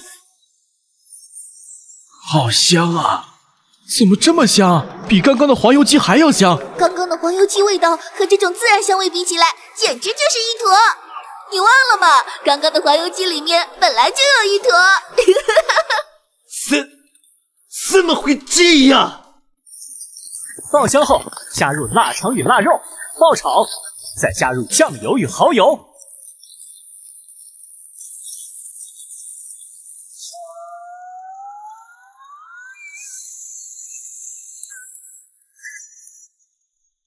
使用快速颠勺的方式，让锅中的食材受热更均匀，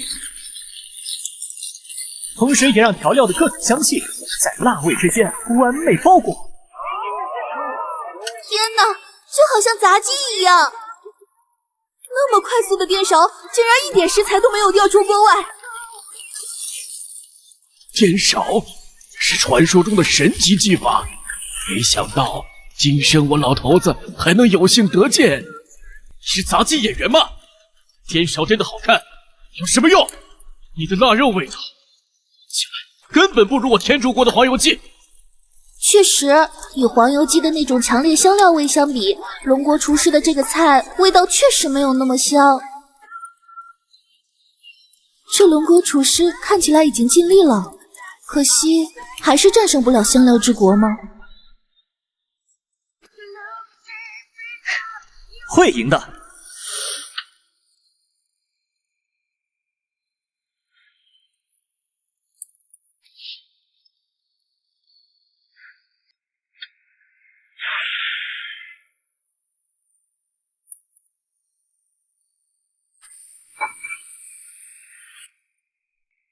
是蒜苗，他加了蒜苗。哇，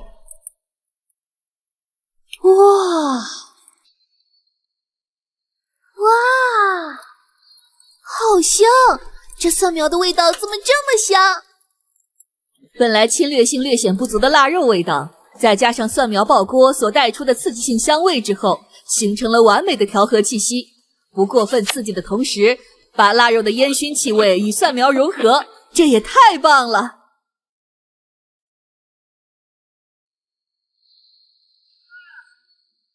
好，这味道比俺老孙当年蟠桃宴上偷喝的美酒还香啊！哇，这不可能！世界上怎么会有人有这么高的厨艺？我的烹饪已经结束，现在请各位看好了，我做出的菜品是辣味河炒。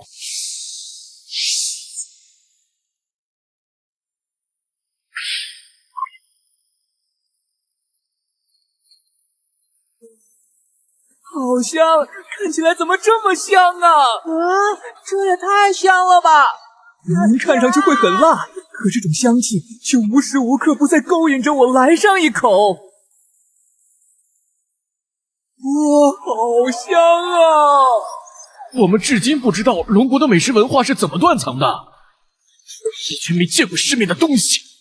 天竺国的美食明明比这所谓的辣味河炒好吃100倍。检测到龙国选手美食达到标准，开始文化赋能环节。文化赋能，又是文化赋能，这已经是今晚第3次文化赋能了，真的跟做梦一样。没想到我龙国也有今天。刘星加油，你是我们的英雄！我的神，我求你脚下赐福，让这个龙国的小子文化赋能失败。可恶，这小子竟然也开启了文化赋能环节，不过是一盘辣味而已，不可能会有什么值得赋能的文化，他一定会失败。龙国流星开启龙国美食文化赋能。不好，接连3场美食国运之战，几乎已经榨干了流星的体力与精神。现在的流星状态很差，不知道能不能撑到文化赋能结束。如果文化赋能中断，菜品评级一样会下降。流星他没事吧？可恶的天竺国，就是他们强行开启国运擂台，消耗流星的精力。事到如今，只能希望流星的文化赋能不要失败。什么天才厨师，怎么才做了几场饭，就连站都站不稳了？依我看，你还是不要当厨子了。我很喜欢你现在的态度，希望你等下还能保持这个桀骜不驯的样子。我龙国流星开启龙国美食文化赋能。自古以来，我龙国人就有吃辣味的习惯。早在《易经》世科有记，吃腊肉遇毒小烈无救，后又有《释名释饮食》记载，辣甘辣也，冬月成可久住也。腊肉因其善于保存的特性，一直作为我龙国历史上不可或缺的军需品。在边塞紧急军情中，腊肉是唯一能长期保存的食物，支撑守军度过补给中断的难关。你们也是军队产出的美食，不会是抄袭我们天竺国吧？闭嘴！俺老孙听得正来劲儿呢。边境苦寒，有些地方甚至会因为海拔问题烧不开水。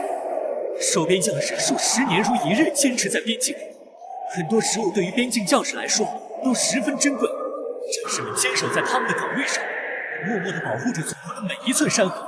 他们要克服的不只是边境外环伺的群狼，也有守护这个概念带来的寂寞。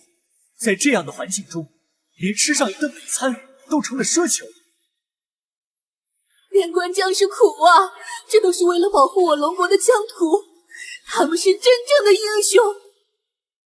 群狼环伺，说得好！若不是这些狼子野心之国每日觊觎我龙国国土，我龙国战士也不用如此辛劳。可就在这样的情况下，依然有某些国家屡屡犯我龙国边境，我们的守边战士就这样吃着一块块自制的腊肉，将侵略者一次次赶出我龙国国土，甚至为此付出自己的生命。有这样2位战士，在敌国几10人的包围中，嘴里紧紧咬着手里的引线，抱着同归于尽的决心，守卫住了我龙国的大好河山。说得好，矢志不渝，百折不挠，这就是我龙国战士的血性。还有这么一位战士，在守边的冲突中战死。当战友带着他的尸骨回到家里见他的母亲时，询问他有没有生活上的困难。战士的母亲回答道：“我没有什么要求，我只想知道我的儿子他战斗的时候勇不勇敢？众将答曰：勇冠三军，青史留名。没错，我龙国人永远不会忘了这对英雄母子。如有岳母赐字，精忠报国；今有臣母问勇，勇冠三军，青史留名。勇冠三军，青史留名，青史留名，勇冠三军，青史留名，勇冠三军，青史留名。边境的腊味虽然做法朴实，但其实从来不只是一块勋将制品，它是边境战士以时间铸界碑，以鲜血凝国防的体现，是我龙国战士血性与坚持的表现。因此，我刘星以龙国守边将士的精神与故事，为我龙国美食进行文化赋能。我刘星向全龙国所有的守边战士致敬。刘星，你敢！你要是完成文化赋能，天竺国必将与你不死不休。刘星，继续进行文化赋能，无论事后天竺国耍些什么小手段，我龙国都将是你最坚强的后盾。赋能结束。检测到龙国文化赋能成功，最终腊味和炒评定结果为 SSS 级美食。判词：蜡不分餐，士气扬宾和印马见凝霜。一腔热血融寒夜手的神州日月长。龙国获得奖励，龙国军事力量提升100%。未来50年内，其他国家不允许进犯龙国边境。龙国人每日获得1盘腊味和炒。3S 级美食，又是一道3S 级美食，而且未来50年内，我龙国在边防方面可以高枕无忧了。刘星，你是我龙国的功臣。这小子还真有两下子，都快给俺老孙听哭了。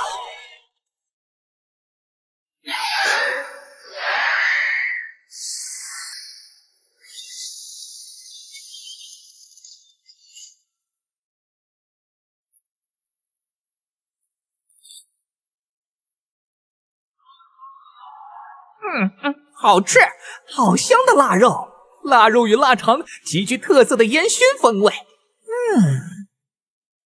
在蒜苗的刺激性味道影响下，反而变得柔和。炸过猪油的腊肉片不仅没有损失掉风味，反而变得香脆可口。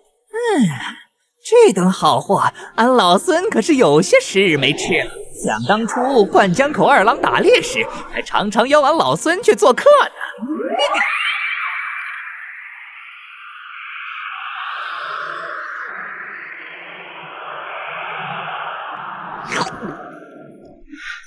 好吃！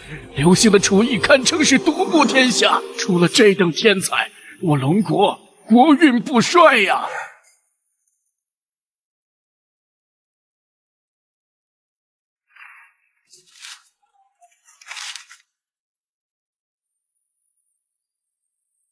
药药，我要吃药药。乖，慢点吃，这都是我龙国的流星哥哥赢下来的好吃的。你可要记得谢谢流星哥哥哦。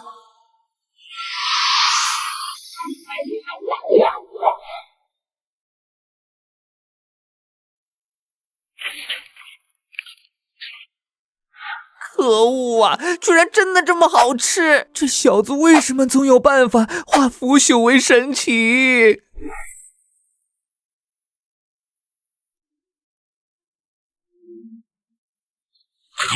如果这龙国的厨师要是一直能产出这种高水平的美食的话，我们应该怎么办？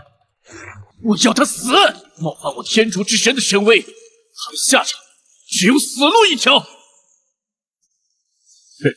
与其吹牛，我觉得你还是早点想好，你们天竺国等下输了的时候怎么办吧。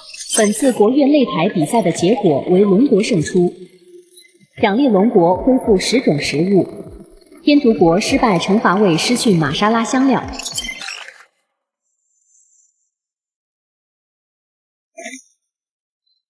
如果天竺国失去了玛莎拉，我们海外的几万家天竺快餐应该怎么办？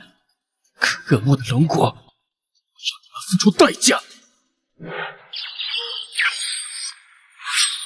你们在场的国家，谁还敢与我龙国一战？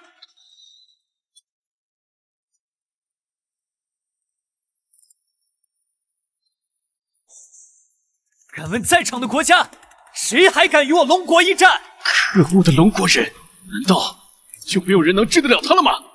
哼，你说的轻巧，要不你们天竺国再消耗20年国运跟他拼一拼？哼，你们这帮狡诈无耻的霓虹人，休想把我们天竺国当刀子使！再问一遍，在场的国家，谁还敢与我龙国一战？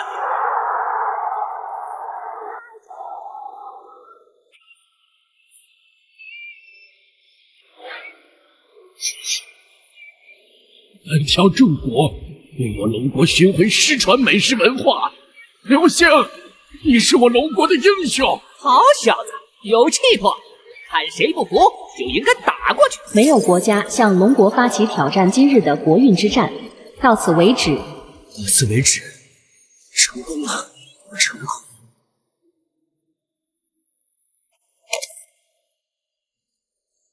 刘星，你怎么了？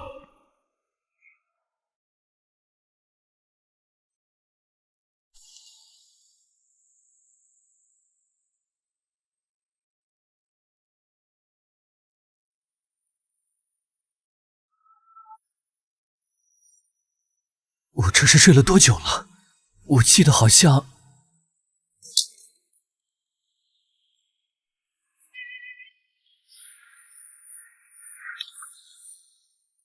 我在参加国运擂台来着。龙国现在怎么样了？刘星，你醒了。现在你感觉怎么样了？你晕了大概有3、4个小时左右，可让我们龙国的百姓担心死了。我很好，我昏迷的这段时间，龙国没出事吧？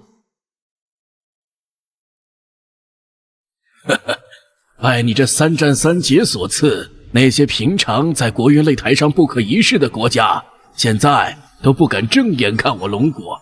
特别是霓虹国与天竺国，他们因为消耗了国运，现在做什么事都小心翼翼，生怕一个不注意啊，就给自己的国家带来灭顶之灾。刘星啊，这一切都是你的功劳，我代表龙国人民向你敬礼。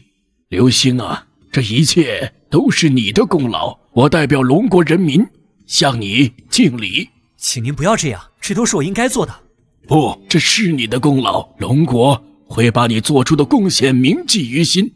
另外，我们打算在全国范围内开设一家厨艺学校，这座学校将负责未来我龙国美食文化的发展与传承。我们希望届时你能出任校长一职，为我龙国未来的发展出一份力，所有待遇全部按最高标准。当然，刘星，你有任何要求也都可以提出来，我们一定全部满足。我没有什么要求，现在这样就已经很好了。你小小年纪就有如此心性，当真是人中龙凤。如果没有问题，过几天我们的学校就正式开始教学，以应对接下来的国运美食对决。大事不好了，领导，大事不好了！干什么？这么慌慌张张的，如果打扰了流星小英雄的休息怎么办？老鹰国联合周边的半岛国、霓虹国等国家，一起对龙国实施了预制菜制裁。什么？预制菜制裁？不好意思，请问什么叫预制菜制裁？预制菜制裁就是将一个国家内的预制菜工厂全部撤出该国，从而影响该国百姓的生计。自从国运美食对决降临，很多在擂台上失败的国家都出现大范围的食材稀缺现象。老鹰国的资本趁此机会将快餐和预制菜推广到全球。很多国家没有食材，只能任由老鹰国占据国内的美食市场。我龙国10几亿人，如果没有了预制菜，将会面临十分严重的后果。您如果信得过我，不如把这件事情交给我解决，怎么样？你一个人就算把大勺都抡飞了，又能做出多少人的吃食？而且国运美食对决那边随时可能需要你出手，如果在这时让你累倒，我就是全龙国的罪人。您理会错了，我的意思是，让我在全国范围内开启直播，亲自教大家一些简单的菜式，以此来共克时艰，共度难关。这真的能做得到吗？当然，只不过这种教学可能需要一点时间，不知道龙国能在老鹰国这样的制裁下坚持多久。好，你只管解决问题，时间交给我来争取。李委员，立刻给刘星准备好今晚上黄金时段的现场直播，龙国人民等不起了。是。什么？老鹰国脸都不要了？每年在我龙国卖预制菜挣到几万亿，现在看我们龙国要好起来了，就想过河拆桥。这下可怎么办才好？难道我们就眼睁睁地看着老鹰国制裁我们吗？无论如何，我们龙国人不能被老鹰国看扁。我宁可饿死，也不能因为这种阴险手段背叛我的国家。对，没错，我们与龙国永远站在同一条战线上。去死吧，老鹰国！龙国必胜！怎么样？面对我们的预制菜威胁，龙国是不是已经乖乖束手就擒了？没有人比我更懂龙国。现在的情况可能和你想象的有所差别。龙国人现在群情激愤，表示要与我们老鹰国抗争到底。什么？他们怎么敢的？他们难道不怕我们老鹰国的制裁吗？收到消息，龙国高层希望与我们进行一次通话。哼，龙国人果然是怕了。我就说过，没有人比我更懂龙国。给我接通电话。龙国人向我们老鹰国这个人类文明的灯塔求饶吧。那样的话，我们可以考虑不对你们进行预制菜制裁，而只是在原来的价格基础上增加300%。嘿，你做梦！我打电话是要告诉你，龙国绝不可能，也绝不会对你这种霸权行径低头。我们龙国人都是有骨气的。龙国人，你们会后悔！可恶的龙国人！给我对龙国开启全面的预制菜制裁！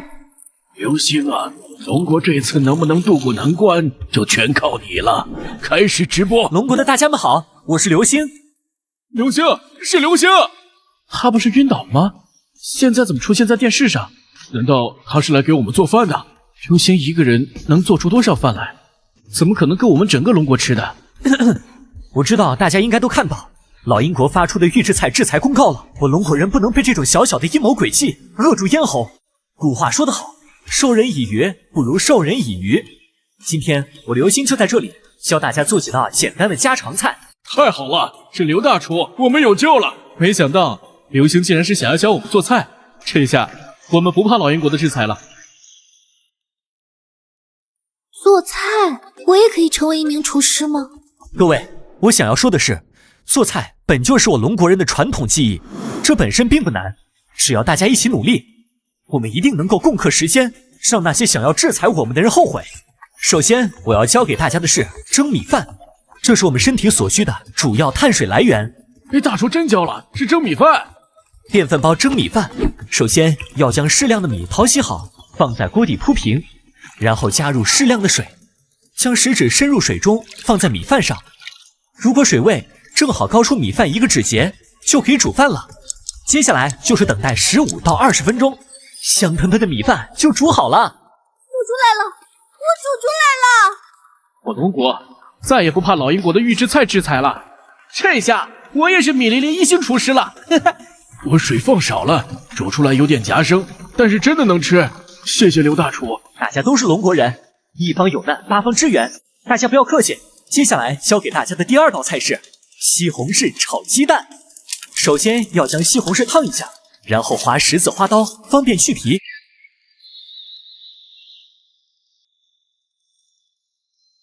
他真的做到了，仅仅1天，他就让全龙国的百姓吃上了热气腾腾的大米饭。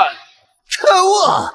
龙国的厨师竟然用这样的方法摆脱了我们老鹰国的制裁，他们这是与人类文明的灯塔作对，传下去，让我们的媒体妖魔化龙国的菜谱，就说他们吃的东西不健康，会影响寿命。是，明白。可是我们对龙国的制裁还要不要继续？继续？不能继续了！这次就先放过他们。龙国有10几亿人，每年会给我们提供数万亿的资产，我们绝对不能放过龙国这块肥肉。我们老鹰国要对龙国开启国与美食战争，只要干掉那个叫刘星的小子，龙国的市场早晚是我们的。可是龙国那个厨师厨艺水平似乎很高。明天我将派出我们的最强高手，龙国的小子无论厨艺多好，也不可能胜得过他。你是说，你要把我老鹰国的秘密武器派出去？没错，明天一切都将画上句号。终于搞定了，一晚上教了7、8道菜，剩下的明天再教吧。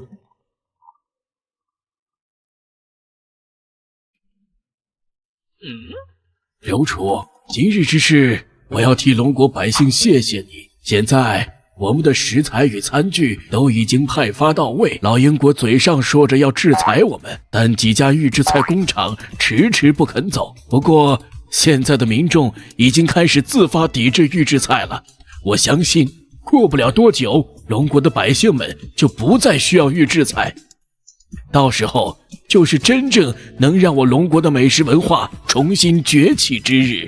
如果是这样的话，那我的努力也算是为国家做出了一点贡献。刘楚啊，你既填补了我龙国的美食历史，也帮助我们龙国度过了危机，我在此代表全体龙国人民向你表示感谢。不，这怎么好意思啊？我做的本来就是龙国的美食，我只不过把龙国的美食又带回给龙国而已。即使这样，我也感谢你的付出。今天你早日休息，明天我再联系你继续做菜。没想到一觉就睡到第2天下午了，看来是最近太累了。收拾，今天还要教全国人民做饭呢。老鹰国向龙国发起国运美食对决，相关人员将会被传送到场。国运美食对决，我还没穿裤子呀！快！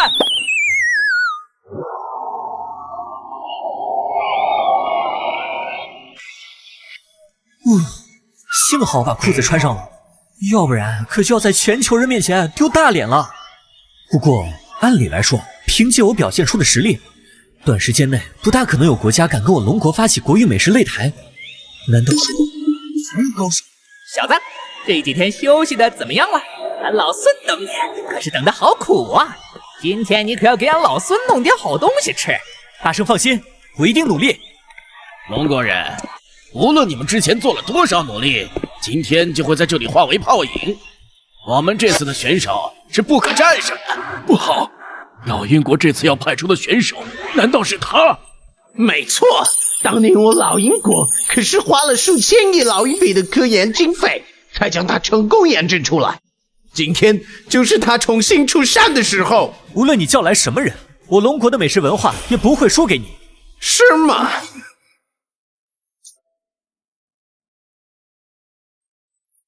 有请垄断了无数快餐市场的无情杀手，缔造了遍布全球的商业帝国的商业天才和餐饮业战神，世界上第一台美食 AI 贾维斯。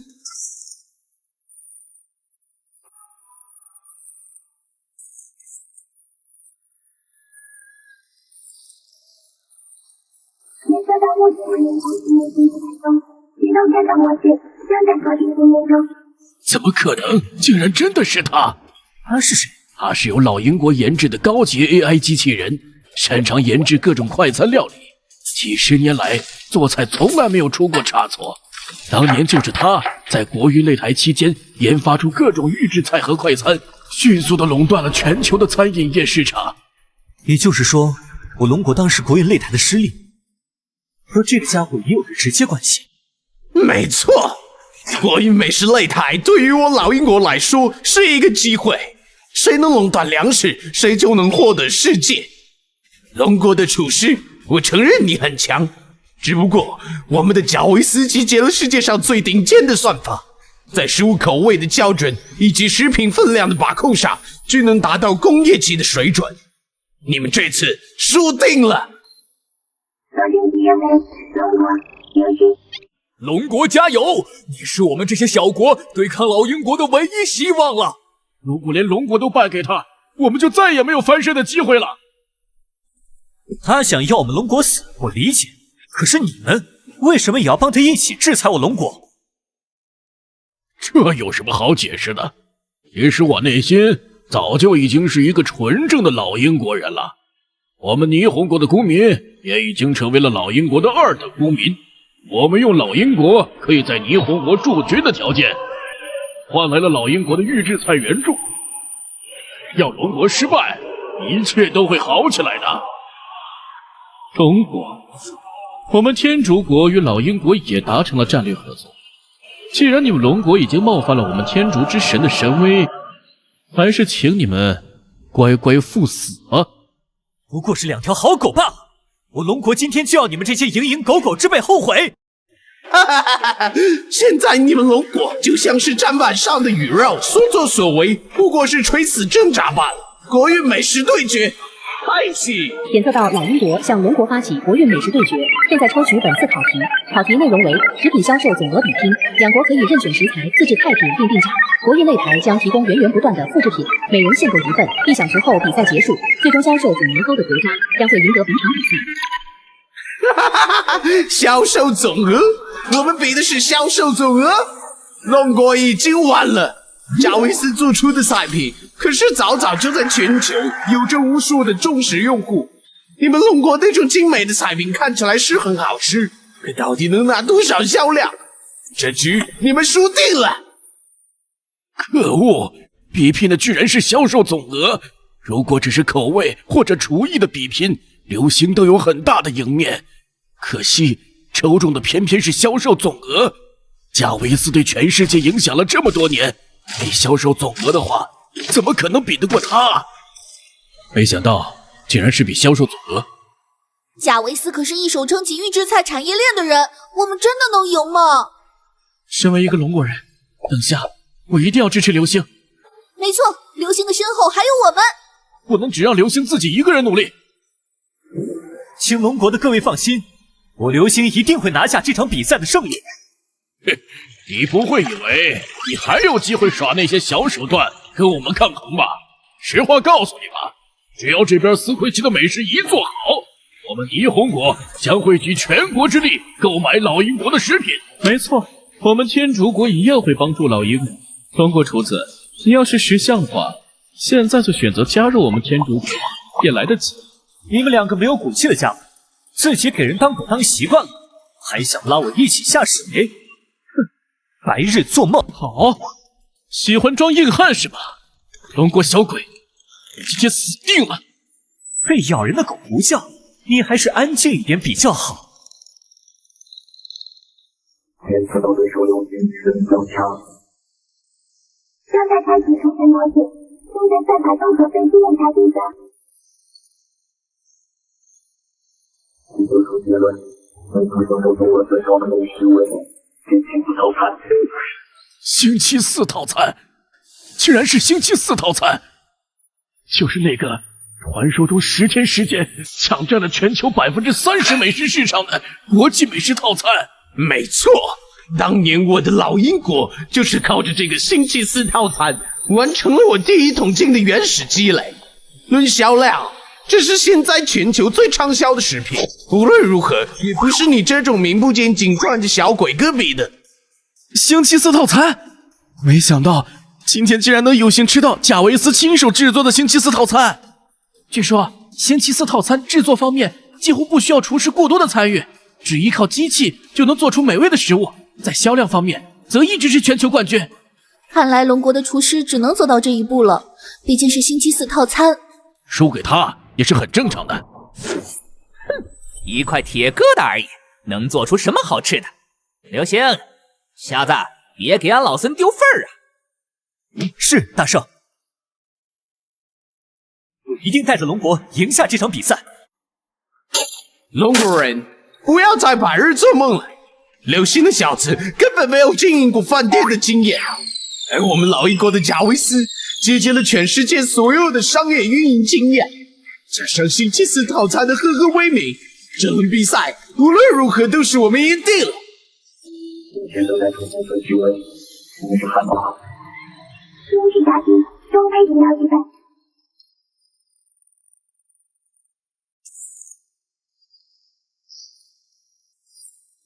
是套餐准备中，目前正在出餐水平，精致汉堡零食小鸡，中杯饮料一份正在出餐中。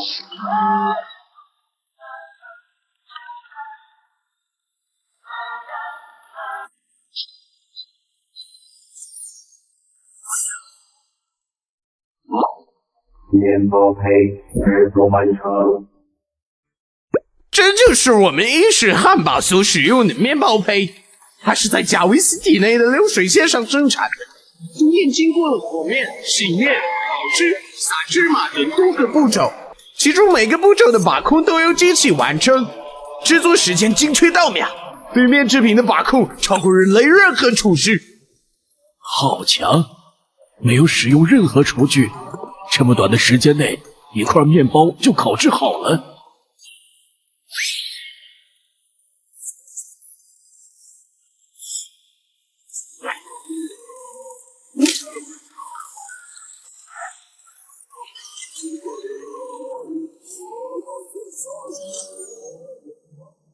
肉松饼制作完成，开始组合。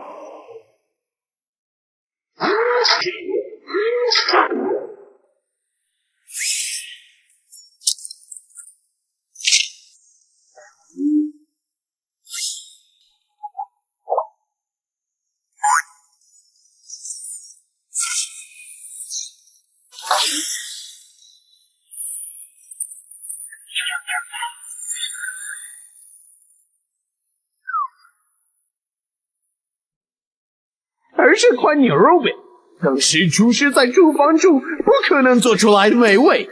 它是由100%的牛肉制作而成，经过贾维斯机体内的完美配比香料调味之后，精准烤制而成。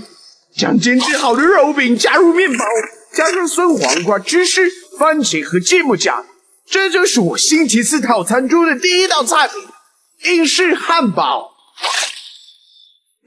不好，他在厨房的出品与快餐店中售卖的成品一点差别都没有。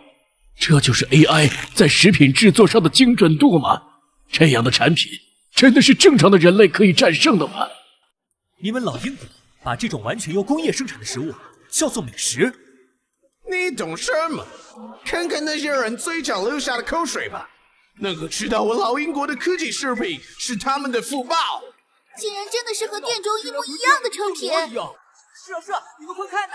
我在老英国的快餐店中尝过这种美食，我也吃过这种味道。看着这汉堡，我就快要流口水了。天哪，真的好香啊！等一下一定要买一份尝尝。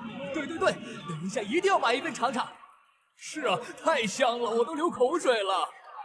看到了吧，愚蠢的龙国人，人类是不可能战胜 AI 的。英式汉堡制作完成，如何制作？英式炸鸡。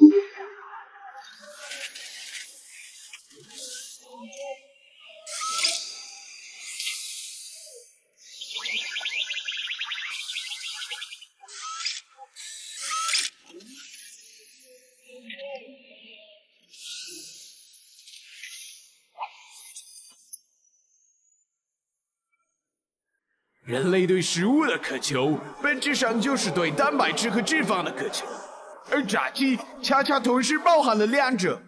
这个世界上没有一个人能抗拒油炸食物的香气。将冷冻速成鸡的鸡块裹粉之后，沾上一点水，之后再裹一次粉，下入170度油温炸至7分钟，一份英式炸鸡就做好了。英式炸鸡制作完成。开启制作音效。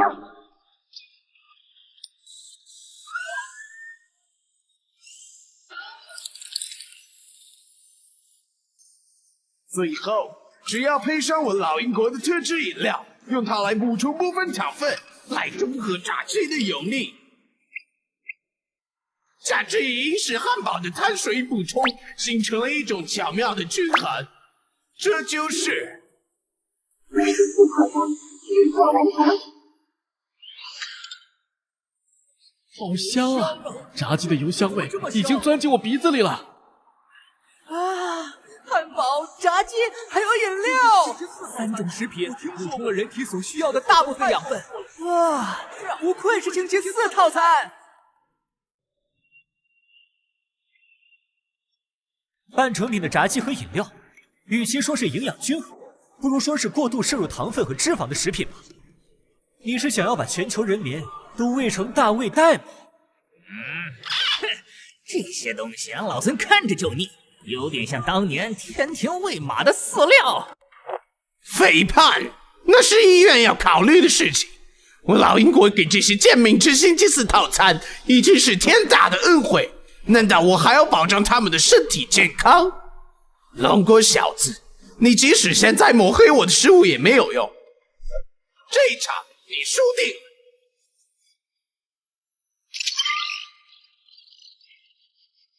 检测到老英国菜品质量达到文化赋能标准，但因老英国没有美食文化和历史不予赋能，星期4套餐最终美食商业化评级为 SSS 级。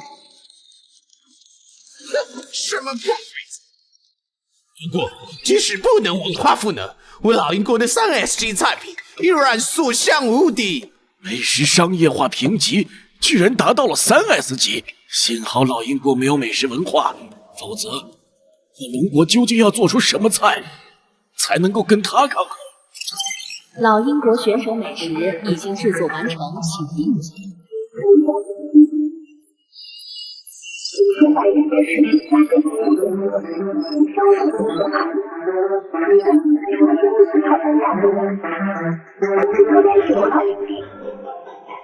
你的意思是，你这些成本极低的高油高糖食物，要卖50老硬币一份？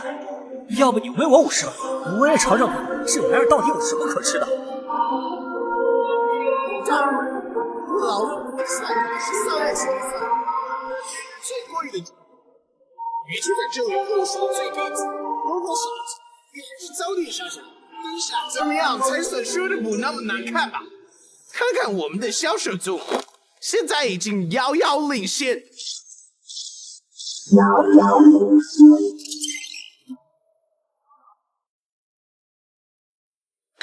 贾维斯，就这样把我们老英国的商业版图拓展到世界的每一个角落吧。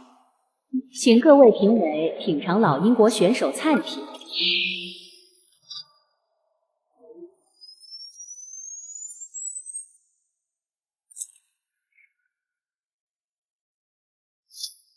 美味，这种高油高盐的幸福感，以及无可挑剔的 AI 口味配比，简直是教科书级别的美食。所有霓虹国人听令，给我尽最大努力支持老英国的星期4套餐。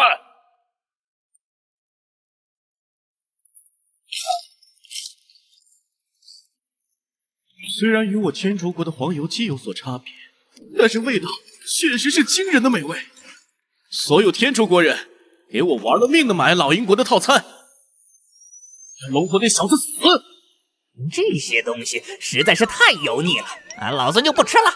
真不知道你们是怎么吃得下去的。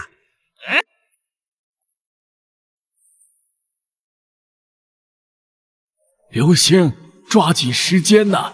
他们的销售总额增长的太快了，时间剩的越少，我们的赢面就越小。没错，流星，赶紧动起来呀！难道是与贾维斯的实力差距过于悬殊，让流星绝望了吗？我们要相信流星，他一定能做出比英式汉堡还好吃的菜的。做的好吃也没用啊！今天比的是销售总额，难道没办法了吗？看来被你们老英国蒙骗的人还真是不少。接下来就让我流星告诉你，什么是真正的国民大众美食。哼，小鬼，竟然对我老英国出言不逊！你龙国的食物再好吃有什么用？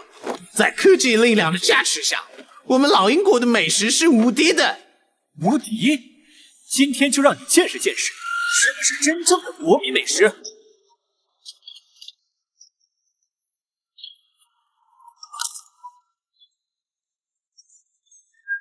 鸡蛋？你不会是想要做煮鸡蛋吧？我承认，煮鸡蛋吃起来是比较简便，销量少，要是想要与我们的星期四套餐相比，不过是痴人说梦罢了。煮鸡蛋，你是不是有点太小看我了？我今天要做的美食是蛋炒饭。蛋炒饭那是什么东西？鸡蛋和米饭？你想用它来打败我的汉堡？等着看吧，我龙国的美食绝对不会输给一个 AI。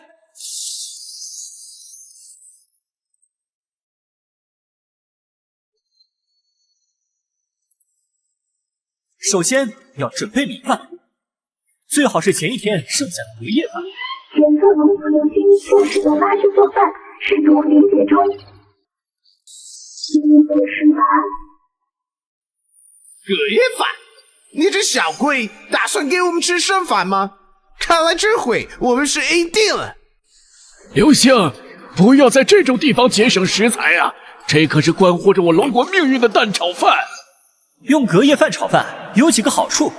首先，隔夜饭的淀粉老化，水分含量也较低，这样的饭炒起来粒粒分明，口感更好。第二，隔夜饭本身更不容易发黏，不会粘锅。第三，则是隔夜饭能够更好的吸收鸡蛋和各种调料的味道。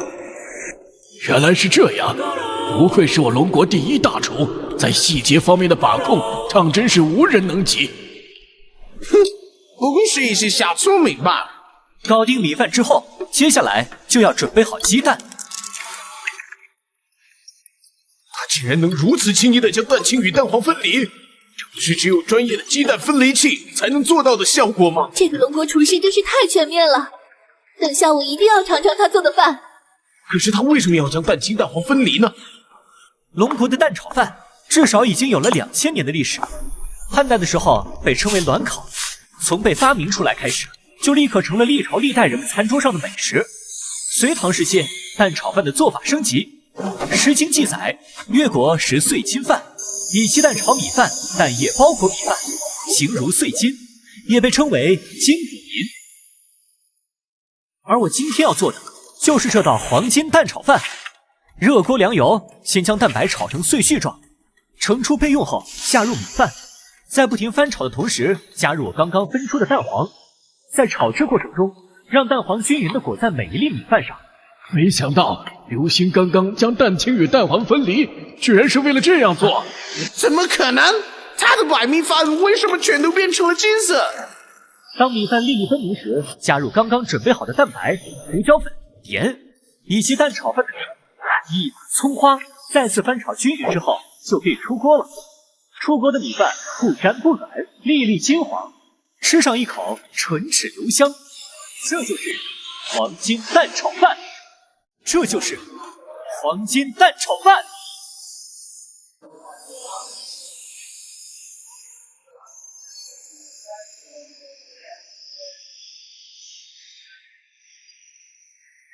没想到仅仅是用鸡蛋和米饭，居然能做出如此美味的食物。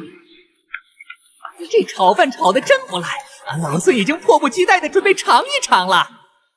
不出所料，流星做的饭果然又引来了文化赋能。流星，加油！你是我们龙国人的希望。好，我流星为我龙国美食黄金蛋炒饭开启文化赋能。蛋炒饭是简单的食物，冷饭入锅，搭配鸡蛋快炒，几分钟之内就能做出一道能够果腹的美食。随园食单有载，饭之味在百味之上。米饭对万万千千的龙国百姓来说，是最易得的能量来源，而鸡蛋则能够补充穷苦人民身体所缺少的动物蛋白。简单的1米1蛋就能够满足一个市井穷人一天的基本生存需求。它不限时间，不限地点，不限身份，简单的调料与食材，并不会让蛋炒饭的做法变得随意。龙国人民将这2种食材的作用发挥到了极致，搭配不同调料，做出各种不同风格的蛋炒饭。对于龙国人民来说，如果先天条件不足，我们就会以智慧来补足环境不能给我们的东西。我们始终坚信着人定胜天。对，没错，俺老孙当年打上天宫，靠的就是这股拼劲儿。科技在发展，AI 的进步代替了越来越多的东西，可 AI 也无法体会人民的辛苦 ，AI 也同样代替不了人民的智慧。食物，无论机械能够做出多精准菜品，能搭配出多丰富的调味，可百姓在特定环境下所发挥出的集体智慧，是 AI 永远也无法复制的。AI 对人类来讲，只不过是一种工具，它永远也代替不了厨师对环境和食客的适配。我龙国的美食文化，不靠 AI， 只靠人民。蛋炒饭做出来是给人吃的。检测到龙国文化赋能成功，最终黄金蛋炒饭评定结果为 SSS 级美食。以人为本，这就是我龙国的美食文化，这就是我龙国人民的智慧。龙国厨师说得好，我们一直被 AI 和快餐洗脑，都快忘了我们吃饭是为了我们自己。龙国的美食文化真是博大精深，入教了！榜样的龙国，榜样老爷的快餐。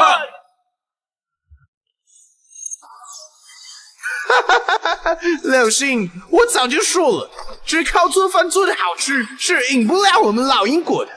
这场比赛比的是销量，而我们老英国的销售总额早就已经突破10个亿了。刘星，零甲维斯114514191，倒计时28分18秒。现在胜利中，目前老英国对龙国的胜率为48%。我倒要看看，还剩半个小时，你要怎么赢过我们老英国的星期4套餐？不好，刘星，现在看来你只能尽可能的把价格定高，然后让我们龙国民众一起来支持你。我不会那么做的。刘星，现在不是任性的时候，这是我龙国的危急关头，龙国百姓会理解你的。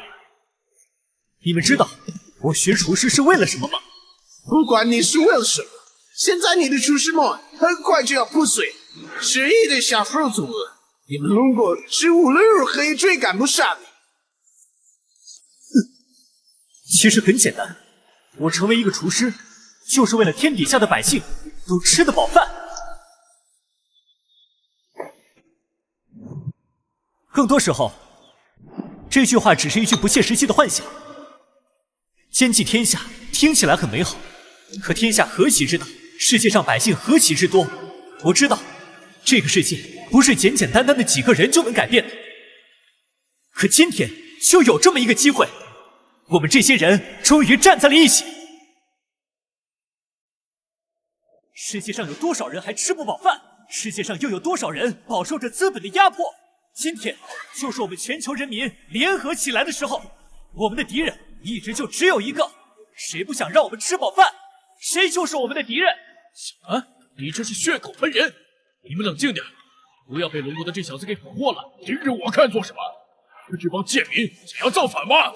今天就让我们的敌人知道，我们不是他们口中所谓的贱民，我们靠着劳动生活在这个世界上，我们的价值不需要其他人来肯定，我们不需要被剥削，不需要被压迫，只有我们自己才是我们自己的主人。对，没错，我们已经受够了。为什么这些人压榨我们的血汗？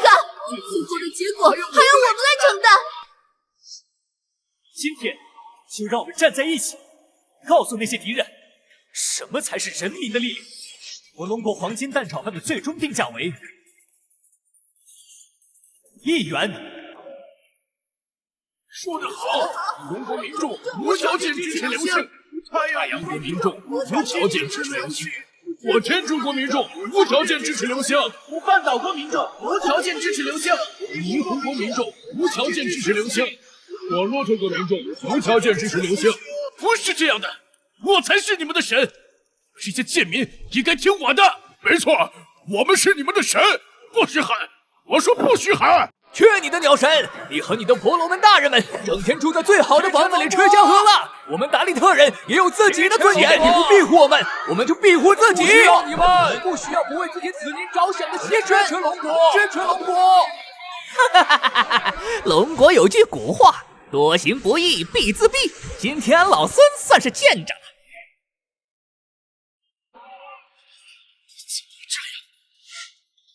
警告！龙国销售总额正急速上升中，人则为行动空间。怎么会这样？犯了这帮贱民！我们老英国是人类的灯塔，我们这些资本家是人类的精英，这群贱民也想与我们作对。涨价，我要涨价！你们两个，你可以押上你们天竺国与霓虹国未来100年的国运，将星期4套餐的价格给我涨到1000万老银币一份。谢谢你们见识我们这些社会精英的力量。可是你还有什么好犹豫的？你到底算不算一个坚定的资本主义战士？你的人民已经不要你了，现在只有投靠我老英国才是你唯一的出路。好，我师婆献祭天竺国100年国运，要求修改老英国星期4套餐定价。我霓虹国同样献祭100年国运，要求修改老英国星期4套餐定价。检测到霓虹国与天竺国献祭100年国运，现老英国星期4套餐已修改为1000万老银币一份。你们两个身为神明，不得不造福一方，甚至还背刺百姓，俺老孙休与你们为伍！哼！不可能！为什么他们只卖1块钱？销售总额还能增长的那么快？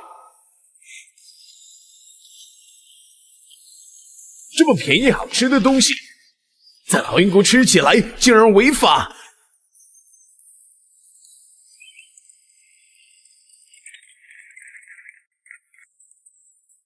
啊，好吃！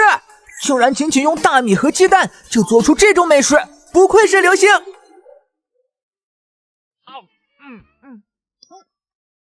流星真是神了，它的销量总额还在增长，马上就要反超老英国了。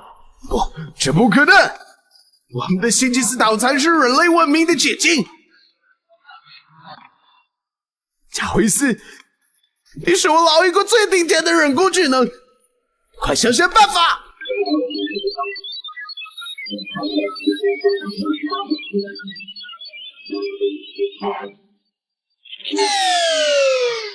无论是人工智能还是神，都不可能抵得过人民的智慧洪流。老英国总统，你们这些垄断美食的巨头，今天就要完蛋了！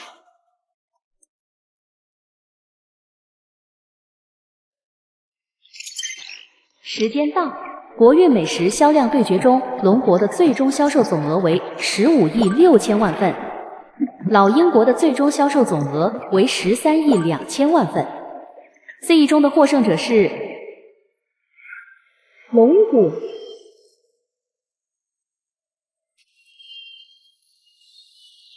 奖励龙国经济总量增加100%，所有失去的食材恢复食用，惩罚老英国失去所有参与预制菜的不限。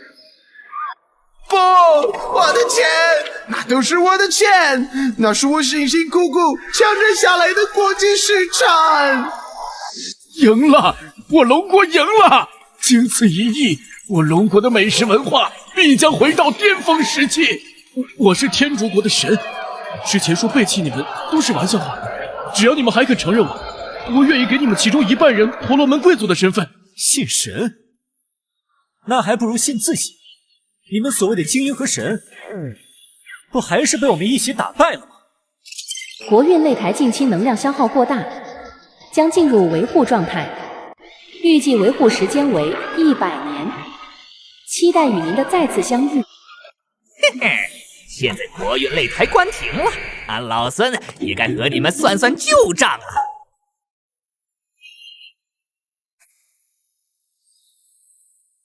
结束了，这下终于可以过一个好年了。快看，流星哥哥出来了！没错，那就是流星哥哥，他是我们龙国人乃至世界人民的大英雄。我长大也要像流星哥哥一样做一名厨师。电视机前的朋友们，大家好，我流星今天在这里给大家拜年了。